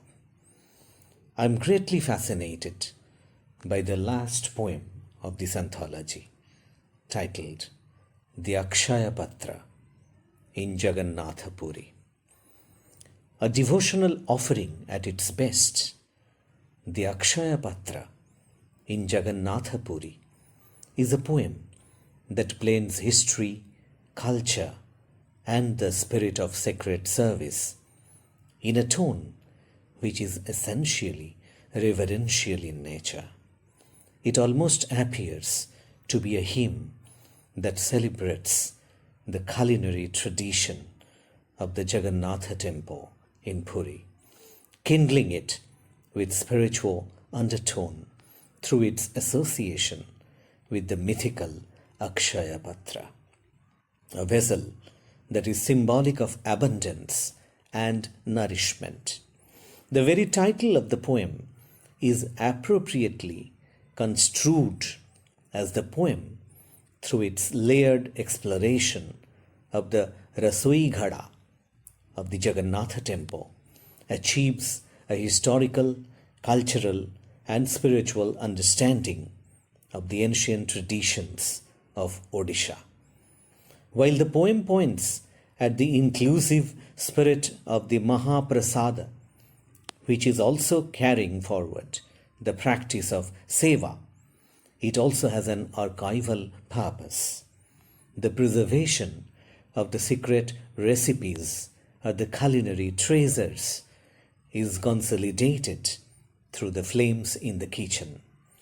The traditions of cooking, which the poet calls food's alchemy, are seen as a sacred ritual, and indigenous methods are considered to be preserver of culture. The poem draws upon mythical references through the references to King Indradyumna, the king who ordered the construction of the Jagannatha temple, and Vishwavasu, who is believed to be the first worshipper of Lord Jagannatha. The poem is also replete with references to regional practices and art forms, reminding the readers of their significance in the preservation of the indigenous culture. One example of this can be found in the comparison of the temple chef's cooking methods with Chaiti Ghoda, which is a folk dance form typical to Odisha. In a language that is lucid and folkloric in nature, yet bordering on modern poetic diction, the poem breathes out the necessity of ecological sustenance. Abundant in culinary metaphors and sensory images, the poem stands out to be essentially universal with regional underpinnings. However, there is no denying of the fact that a reading of this poem is bound to remind the readers of celebrated poems like Jayanto Mahapatra's Dawn at Puri, Bharati Nayak's Puri, the abode of Lord Jagannatha, and Gajanan Misra's Chariot of Lord Jagannatha of Puri, among others. Thank you. I'll move on to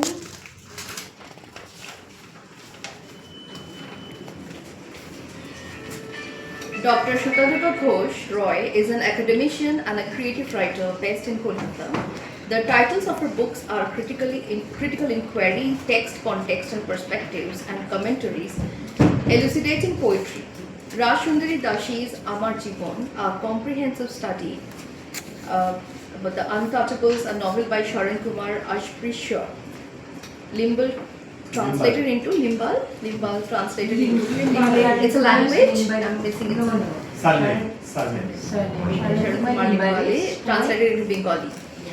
Opera is a debutant collection of poetry. Thank you so much. It's such a pleasure and an honor to be here. And thank you so much, Professor Nandini Sahu, for always remembering me. And I'm so honored to be a part of this book launch. Now, since I have a task to discuss what all the speakers have spoken, to begin with, Ajanta Di, she has set the tone, and then everything is in tune. She spoke of the rhythmicity of Nandini's poetry, how her poetry, brings us face to face with the truth, and it has resonated throughout the book.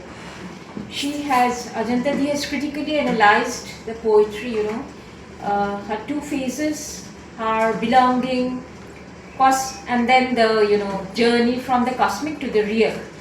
And she has discussed certain poems like God Select Two Cities, and this special perspective of a woman being blessed and cursed. Those of us who are women, we know this, that we are blessed as well as at the same time we are cursed. So Ajanta Di has again pointed out that women are paradoxically powerful, and how the poems are dialogues with the self. This is wonderful. So thank you, for illuminating us on the book. Thank you so much, Ajanta Di. And to Nishi, she just spoke wonderfully as she always speaks. She pointed out how this particular collection, in this particular collection, how Sahu has blended the West and the East. So the title is Medusa. So the first impression is that maybe she is carrying out the strain of the of our Western Medusa, but how that has become our own, Nandini's own Medusa, our own, Sutanuka's own Medusa. So that is the real challenge which she has, that Nishi has pointed out, and she has chosen certain poems like Letter to an Unknown Daughter, where Nishi points out that how she travels from the specific to the more gentle lines, and then she overcomes those issues which pains us, and how she comes out of that pain. This is something which is commendable, and how she uses meat in this poem. And then Nishi has pointed out that how she has come back. Sahu has come back to the original space, and she has again and again reiterated the circular pattern, from pain to hope, optimism.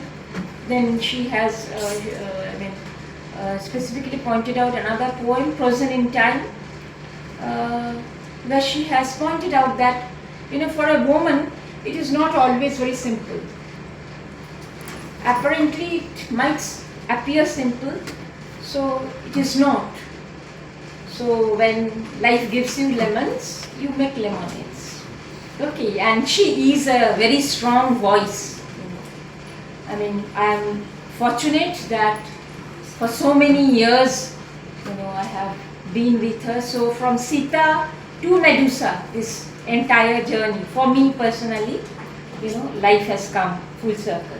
And then Nishi also spoke about this Vishwant and Shakuntala, where she pointed the Inglet thing in Nandini Sahu, that she is an Inglet, and how she has blended, seamlessly the West and fused it, and there is no jarring, as she has pointed out.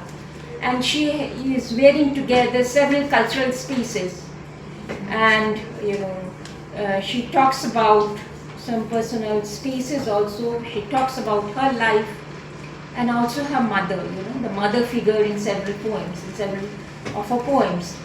So there is a journey from the personal to the universal. There is loss, there is pain, and there is also holding on. And referring to Professor Sarangi, he has rightly pointed out that this 10th collection is a departure, and she has, now there is a more maturity, and it's not that she wasn't mature before, but according to Sarangi, that there are new ways to explore. And he spoke about again the title. So one thing which I have found, that each of the speakers, eminent speakers, they have pointed to the title Medusa, because this is a puzzle which Jaydeep has pointed out. This is a puzzle, this is a stepping stone of myth, and this is a paramount of our attention. And through this powerful lens of womanhood, Sahu has re-examined the Medusa myth. Here we find another version of wisdom, another version of truth. And also, as Jaydeep herself is an eco-poet, he has pointed out the eco-poetry in this collection, her choice of words. He has also, pinpointed the imagery, that she is Prakriti, she breaks the stereotypes. The culture and poetry, they intersect. And Jaydeep also has spoken about the aesthetics of the craft, that remains untainted. And he, at the end of his eloquent speech, he has pointed out the, how in this collection, all through the collection, there is this taste of Odisha, which is very unique, in the where he speaks about Jagannath's Rannaghar, like the kitchen, Yes, Rasul. Okay, so this is simply, where this is again a gastronomical journey. Each of the species speaks about the organic spices, and then she speaks about no oil, only ghee. So a woman is speaking, Medusa is speaking, and again she is deconstructing that. So, and coming back to Gopal Lahiri, again he has focused on the title. He has, since he himself is an acclaimed poet, he has talked about the contemporary poetic view. He brings in that how Nandini Sahu has, just plunged in the ordinary, but when she comes out, she becomes the extraordinary. So this plunging from the ordinary to the extraordinary. And then Gopalda also pointed out that that how you have communicated with your readers, and how each poem is a story, how you have reinterpreted the myth, how you have deconstructed, and what we get is a real woman. Not the mythical one, but a real woman. And the way he pointed out Manthana Ghazal, where It is a typical love poem. There is yearning, and how you have maintained a perfect meter, love as manthan, which is quite different from the other poems, according to Gopalda, and how you have talked about cultural symbolism, how you fuse the West and the East, and Gopalda has also talked about metapoetic foil, how it is presented in a very subtle way, and how it is relevant to all the women, not only to the Western one, with the jeans and a top, but to a sari-clad, typical Indian woman. So, so that's range. And Gopalda has also pointed out how your poetry has the potential to change. She is an example, Dr. Kothari. After class 10, she herself just confessed that. So that the potentiality to change. This is something which is your hallmark. Yes, that is why. Yes, he is MEDUSA, the real Indian woman. Okay, so and that you have, though you have revisited, other people's works, but you have come back each time refreshed. This is your, your USP. And Gopalda pointed out that there is a transformation which is your hallmark. So, there is a constant rhythm and there is a lyrical element, though it is written in free verse, but we all know that there is a lyrical element which is present over here. And this is what I have felt about, all the eminent speakers, the panelists, and if you allow me, I'll come out with what I have understood. Okay, so with the release of this Nandini Sahu's 10th collection of poetry, it is high time that we look at this acclaimed collection of poetry with rapt attention, because this is a work, deserving a place among classics. While posterity will have the answer for certain, yet in my humble opinion, MEDUSA will continue to let its lines shine forth for generations to come. And as Gopalda has pointed out, I too believe that each poem is a story in words. And I'm not, because all of you have, read whatever you wanted to read, so I'm not going into that. But what I perceive that each of the poems, is that of catalogue. It conjoins upon women the resolute task of summoning courage in the face of the subversive social tag of blasphemy. The story of MEDUSA itself is to stand up for their rights and protest its violation. For her part, Sahu's scripts a creature feminine. Sanyukta has also pointed out this. By bearing a voice which comes through abject nullification of different versions of narratives of the women as a subaltern. And Sahu's intervention here becomes pivotal in charting the course of her life and of the text henceforth. The soul indeed has its world and exists on its terms. In her works, she has pinpointed the attitudes towards hostility against women grounded in and intertwined with power and sexuality.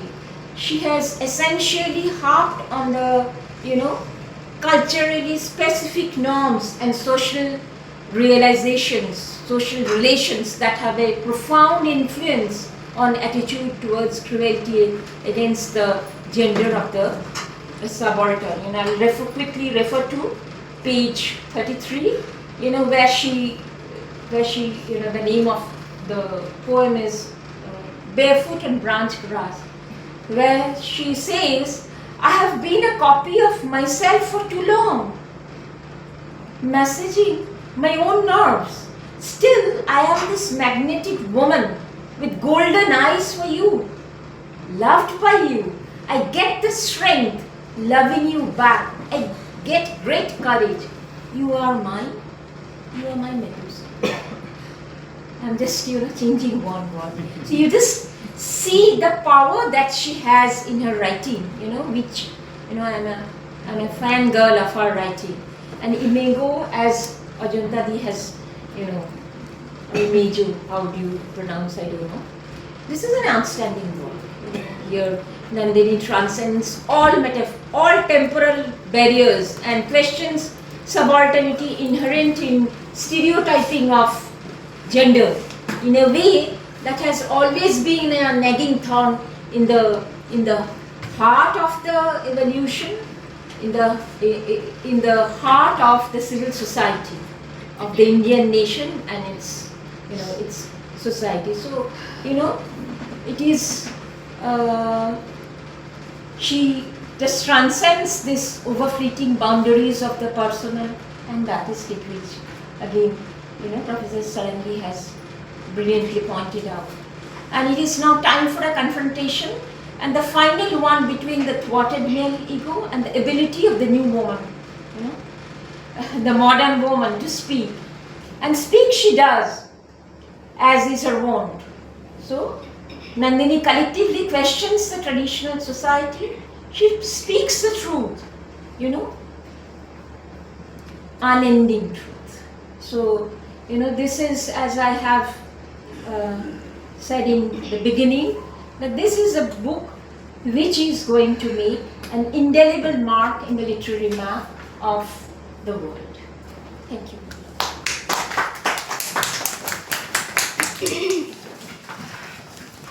You want to say something? Yes, yes. Can I? Yes, please, ma'am. Let ma'am say something.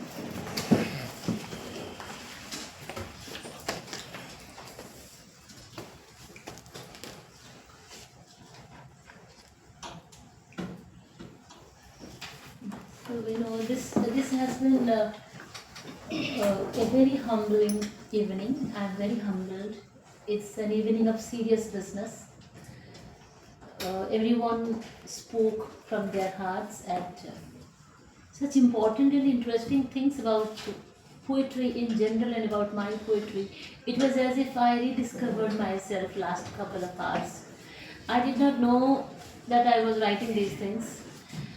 On a lighter note, once poet Jayant Mahapatra wrote something small letter I in one of the poems, and then I wrote a research paper on that. That in this poem, the small letter I speaks about the smallness of himself. The poet thinks he's a very small person in this big world. And I said, see, I wrote a research paper on you. Like, he knows my connection with him. In the beginning, when I was doing my PhD on his poetry, he was like a great man, and I was the fangirl, like she says. Then when he grew old, I became his mother, he became my son. I treated him like a child when he was almost 90. Then I said, see, I wrote a research paper on you. This small letter I is about the vastness of the universe, and you are such a small person, like you are a small paper. He says, अच्छा typo हो गया He said, it was a typographic error, small letter I, it happened. So I have that moment now. I didn't know that I was writing such interesting and important things, but yes, I was writing. I'm very, very grateful to my publisher, Satya Patnaik ji, who has, issued this for the readers, and such a long, interesting review he has written. And since 1 month, he wrote me several messages. Now the book is in number 3 in Amazon. Best sellers. Now it is in Amazon number 2. He's the one to keep on checking which number the book is into now. Because when Shedding the Metaphors became number 1, he sent me a message at 4 a.m. in the morning. Which he's in America, so it was afternoon for him, it was morning. I woke up and said, he sends me a thumbs up, and now we are on number 1. So he's that kind of an enthusiast about his writers, at least a few writers whom he takes very seriously. So I'm so grateful to him and Ashok Parida, the one who composes the books. And then, when I listened to Ajanta Di, there has never been any conversation between me and Ajanta Di where I did not end up crying. She speaks and I always cry. I get tears and I just can't control myself. She's my molten friend. And Ajanta Di, I discovered myself through you, and I got to know that I am a shrinking planet, yes. And then, you talked about sisterhood and me being a very difficult daughter. Yes, me and my mother, I have that relationship with her. I am a difficult daughter. Then Love of the Medusa Sisu, the body politics, which in the beginning itself, Sanjukta Di has spoken about that, and also you mentioned it. When I wrote this poetry collection, I was thinking about Love of the Medusa by Helen Sisu. Thanks for pointing out. And then victim blaming and punishment is one thing in our society which you talked about in some of the poems, and then dialogues with the self, that is one thing you pointed out. And yes, this collection is kind of spiritual acquisition for me. I felt very spiritual when I had completed the poem. And then coming to Nishi, she is a great friend and she is a very, very complex reader and critic. She has gone through the poems very carefully. In fact, I'm so scared when Nishi is reading, because she is a professor of English, so she will understand, and she pointed out the English teacher in me. And then, yes. And then also Shakuntala, the fairy queen, comparing those things. And then, Nishi, I would like to give you one very nice information. Karnataka University has taken this book into their MA course within just 1 week of the publication of the book. Yes, and thank you. And then 2 grief workshops have invited me after reading this book. Some professors went through these poems. And then, sir, I would like to tell you that some poems may sound very, very assertive, but it's actually not so. Probably in my heart of heart, I'm a very fragile woman. But still, some grief management workshops from Netherlands and also from Kerala, they have invited me. I will quote you there. You spoke so well. When I was taken seriously by Gopa Lahiri sir, I was very glad. But others have been taking me very seriously since day one. When I write something, everyone is waiting to read, and Sutanuka, she sends me messages that I'm waiting for your next poetry book. When is it coming? And Sita is like her second skin. She has mugged up everything in Sita. So I'm so glad, Nishi, that as ever you read me so seriously and you spoke such nicely. I'm very humbled. And in my next poetry collection, I'm going to take your words into consideration. And then coming to Jaydeep Sarangi, yes, we have that connection of the heart, isn't it? Heart and soul.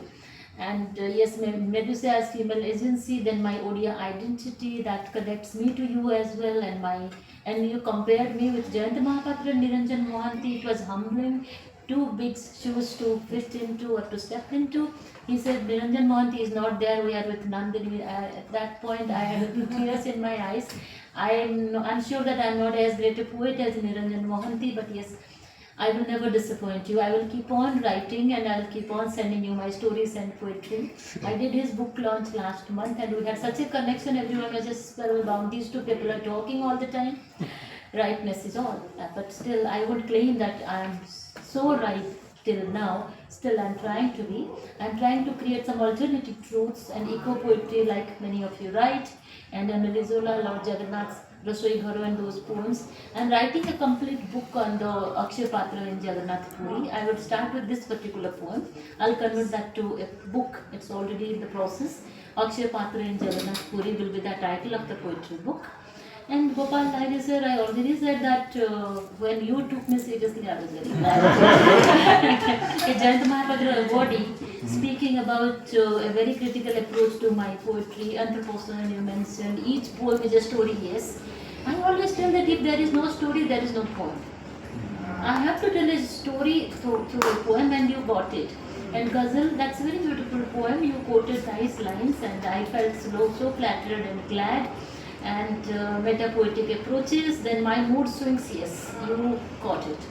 And a hot bath, a warm bath in winter, a Delhi person will understand that more. Isn't it? So I'm from Delhi, so I understood what does it mean. And I'm no prophet, yes, I'm a woman of all weaknesses and I have tried to write it, and constantly I am trying to maintain a rhyme scheme. Without a rhyme and rhythm, probably there is no poetry. So sir, thank you so much, you got these points, I am so glad. And Dr. Sutanuka, my wittiest friend, she says herself my fangirl, but I call her my best friend. And she was most burdened today listening to everybody keenly, but yes, you summed up very, very well. And you have been reading and writing very seriously. You have been writing research papers, so we all take you very seriously. When you review somebody's poetry book, probably it goes to the next step. Isn't it? So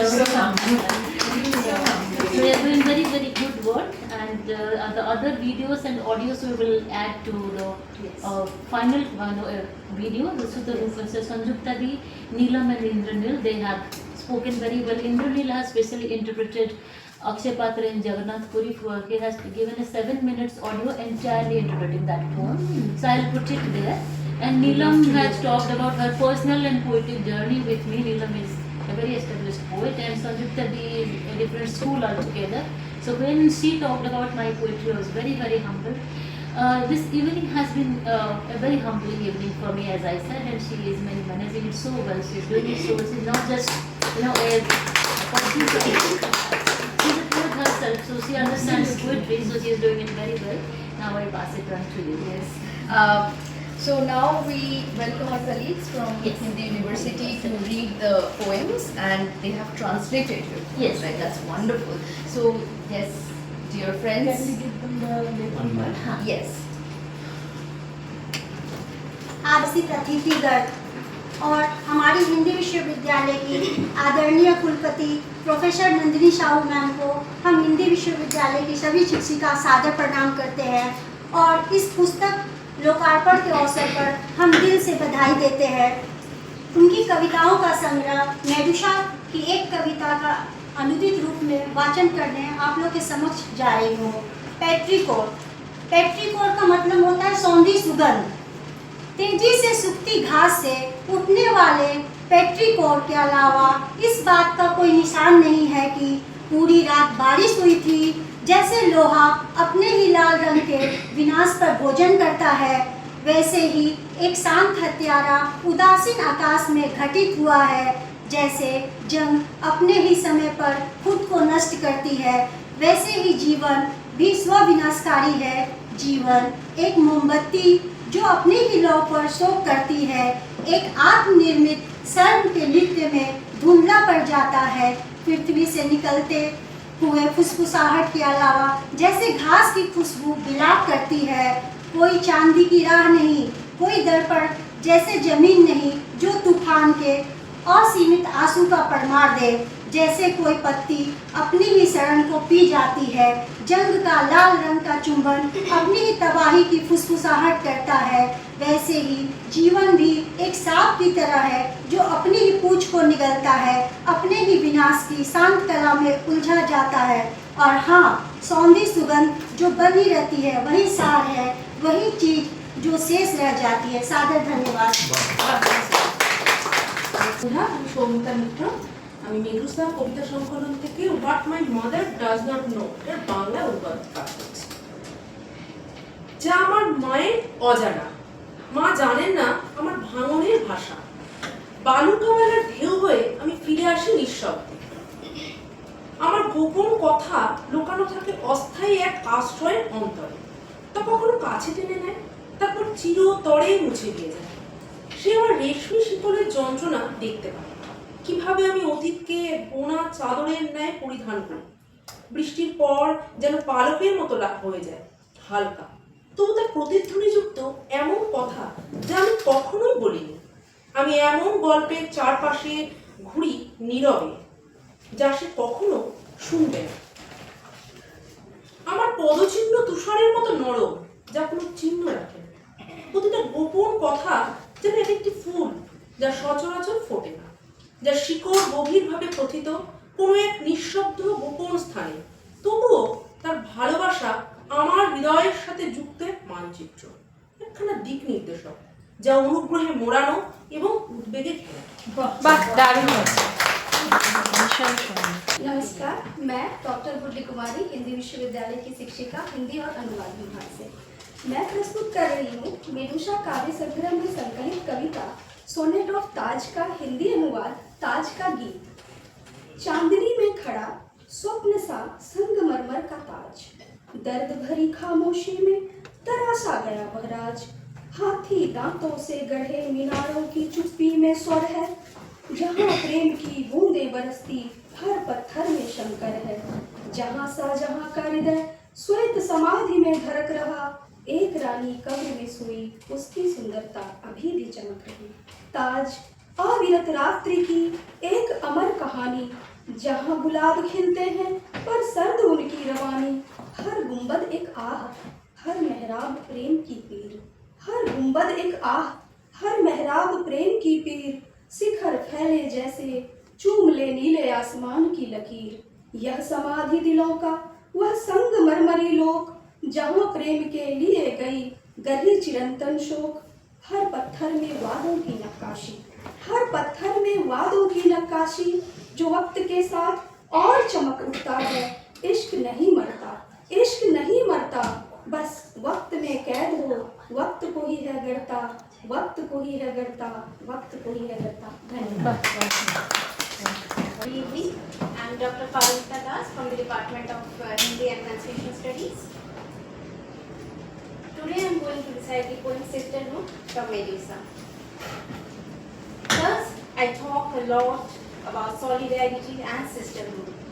My sisters and archetypal sisters, may please hear me out.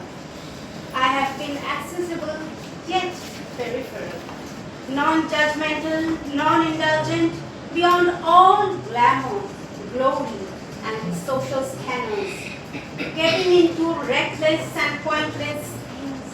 Yet, I fancy my sisters to appreciate in spirit that I live alone in the company of others living alone. Each one fortified by a lone ache of the heart. The fact that I was born in July, the volatile time of the year, they did not categorize any much of my temperament. Now, there are mornings when I wake up, but I don't like to get up. Lying on the bed, I regret my squandered years that I have been that time who fits it anywhere. Ah, why I have been just so perfect, full of campaign and stratagem. I still believe that it's possible to change the world, this planet. My sculpted sisters often look at me aside.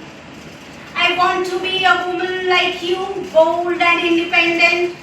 Dear sisters, I am that imperfectly perfect woman. Take me as I am, maybe with a pinch of salt. I wish you saw some tiresome apprehension in there, some enduring experiences at most. Why only sisters? Even my mother's isolation is getting into my nerves. It's a detrimental amalgam, some kind of panic of an avoidable alarm, some fright. Yet the gulf between me and my sisters had told me seclusion has its own goodies to offer. I cheer up myself with some of them make believe, not to make out. Solitude has become my only discipline, my skill, my dexterity, and my mental state. These days, I live in a new home, a newly constructed house, that is, where no one lived in the past. No one made love, no one died, nor none got exhausted. Just that. The highlighted nature of the house makes it look paradoxically alive and animate. It has a romantic, quixotic, tonal quality that is, and I call it the power of light. Here in fact, yet elsewhere, I sleep poorly, for forever I am sleep disoriented. I boast, I swear that I take its advantage to become so prominent and well, such distinguished. I have heard that the female combatant knows how to fight with the world even without a contest. She discerns when not to raise her sword, but as a substitute she holds up her heart. Our sister's safeguard is not a resistance to counter others, but a sanctuary for a wretched heart. If recuperative of each other is the case with sisterhood, someone please refurbish, revamp me by being special kind of mind and body double, no matter where and what. Hindi विश्वविद्यालय की शिक्षिका हिंदी और translation department. मैं आपके समक्ष Medusa में संकलित poem women agency का हिंदी ट्रांसलेटेड आवृत्ति करने जा रही हूँ। हिंदी अनुवाद किया गया है जो मेरे द्वारा। And she's a lyricist. Because she writes and she can also put the lyrics.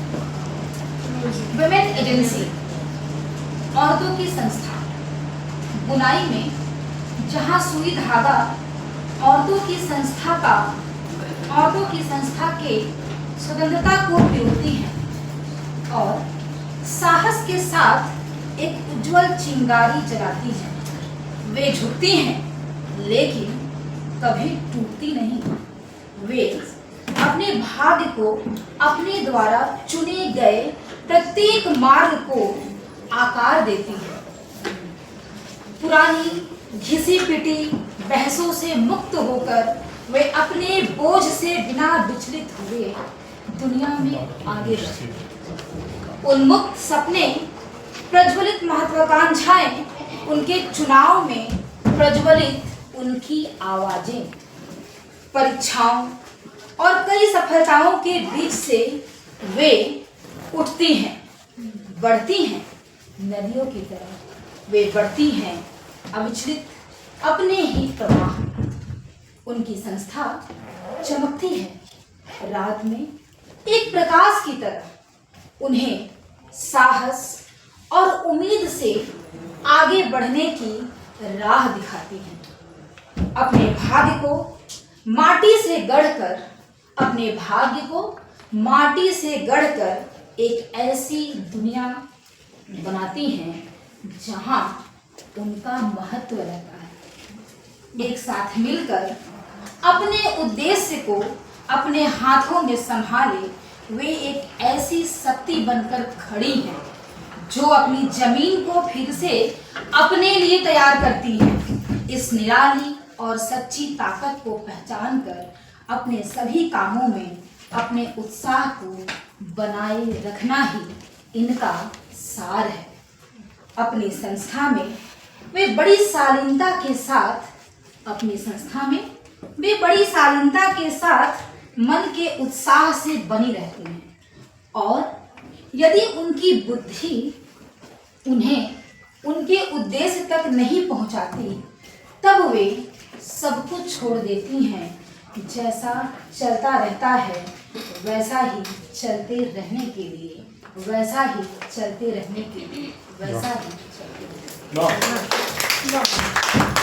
I want to contribute 2 lines from me to our precious book MEDUSA. And all women present here, तो आप लोग को भी मैं ये 2 line dedicate करना चाहती हूँ अपनी तरफ से।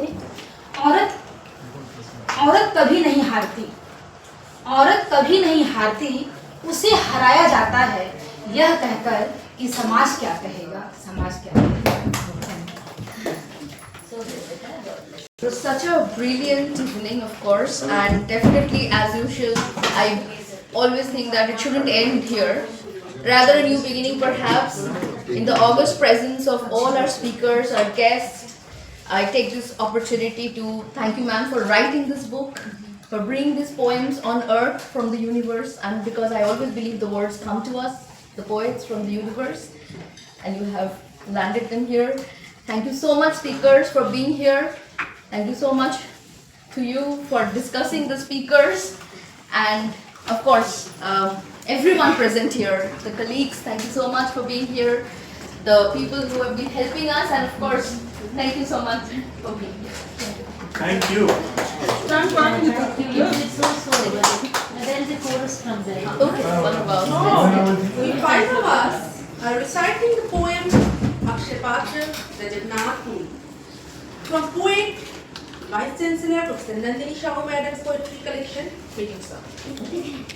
Akshay Patra in Jagannath, in a kitchen where the flames ignite, a symphony of mana like taste takes flight.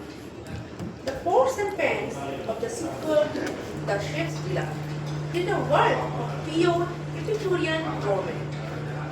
With auto pots, rope and wooden lens in hand, a culinary dance of these temperatures. Like the Jaydeep intricate and grand. Ingredients blend a nicely choreographed blend, creating dishes from a far-off indigenous land.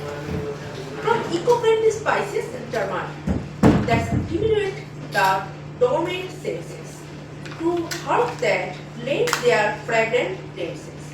Here cooking is a gift, like dapadis, like sitas, without pretenses, a journey through life's very lenses. A search of love, a season of conservation of the Mahaprasad in every meal, a story of food and livestock to share, from earthen huts to the puja mandap, a journey rare, never eating foods uncanny, beyond compare.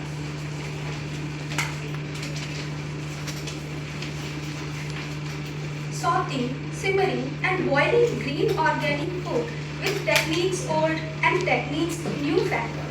In every recipe, a folktale to tell, an archive, a lost world to view, a voice of flavors, consecration like a dream come true. The enchant that Mahaprasada brings in every nook and cranny, the love among the devotees beyond margins, a canvas of borderless society, a masterpiece uncanny in a kitchen where traditions, culture made, thrive and pulse. Where ancient wisdom, Indian knowledge system, style in every dish, indigenous gifts of the old world and the style of intertextual dreams from north to south, from east to western to south. Zara Sabras tribe and their culinary treasures. Here, secret recipes are passed down, oral voices speak. Beneath the moon, the Puri sea beach in the gentle light and dark. The aroma of cedar and seas in clans and earthen pots so write a salmon choral story in cedar wraps butters polyfrit. A taste of history. Savraj tribe journey to Puri Badaranda, Korea monarch Indradyumna and tribal king Vishwabasu their visit. The mythology and the mythopoeia of the creation of the Jagannath temple, the story of the cosmological times. Lord Jagannath, the Lord of the universe, his pitch black skin, his half-formed limbs, his solidarity with the black and the different level, the morphological features, countenance of an unfinished, premature, aboriginal savage, exotic look of three deities, three siblings, kitchen garden, that goddess Lakshmi, embellishes, brinjal, beans, radish, unite, companions in the soil, spirit and wine in harmony. They cultivate hope, their colors optimistic. Food is the theme, food culture is the symbol of the land of life, musical design. Food is the sacred art in Lord Jagannath's Rasakhara. Here in horse and faith work as the fuel, ancestral secret whisper. Inherited moods guide the cook's deft hand in ghee, zero oil, steamed vegetables, honey and beans. Histories unfold. From ancient rituals, tastes nostalgic, poignant, a journey back through time to that sacred home of the Lord. From Pacific Ocean and islands to the desert's heat, aboriginal recipes are tradition to complete. In every bite there is antiquity. No one goes famished, starving from Jagannath Puri. Here, food is the language that transcends all borders. A taste of Korea ethos. Food is the world of divine orders. In every bite, a feeling holds memories, emotions, and life's rewards. Thank you. Very good. Thank you.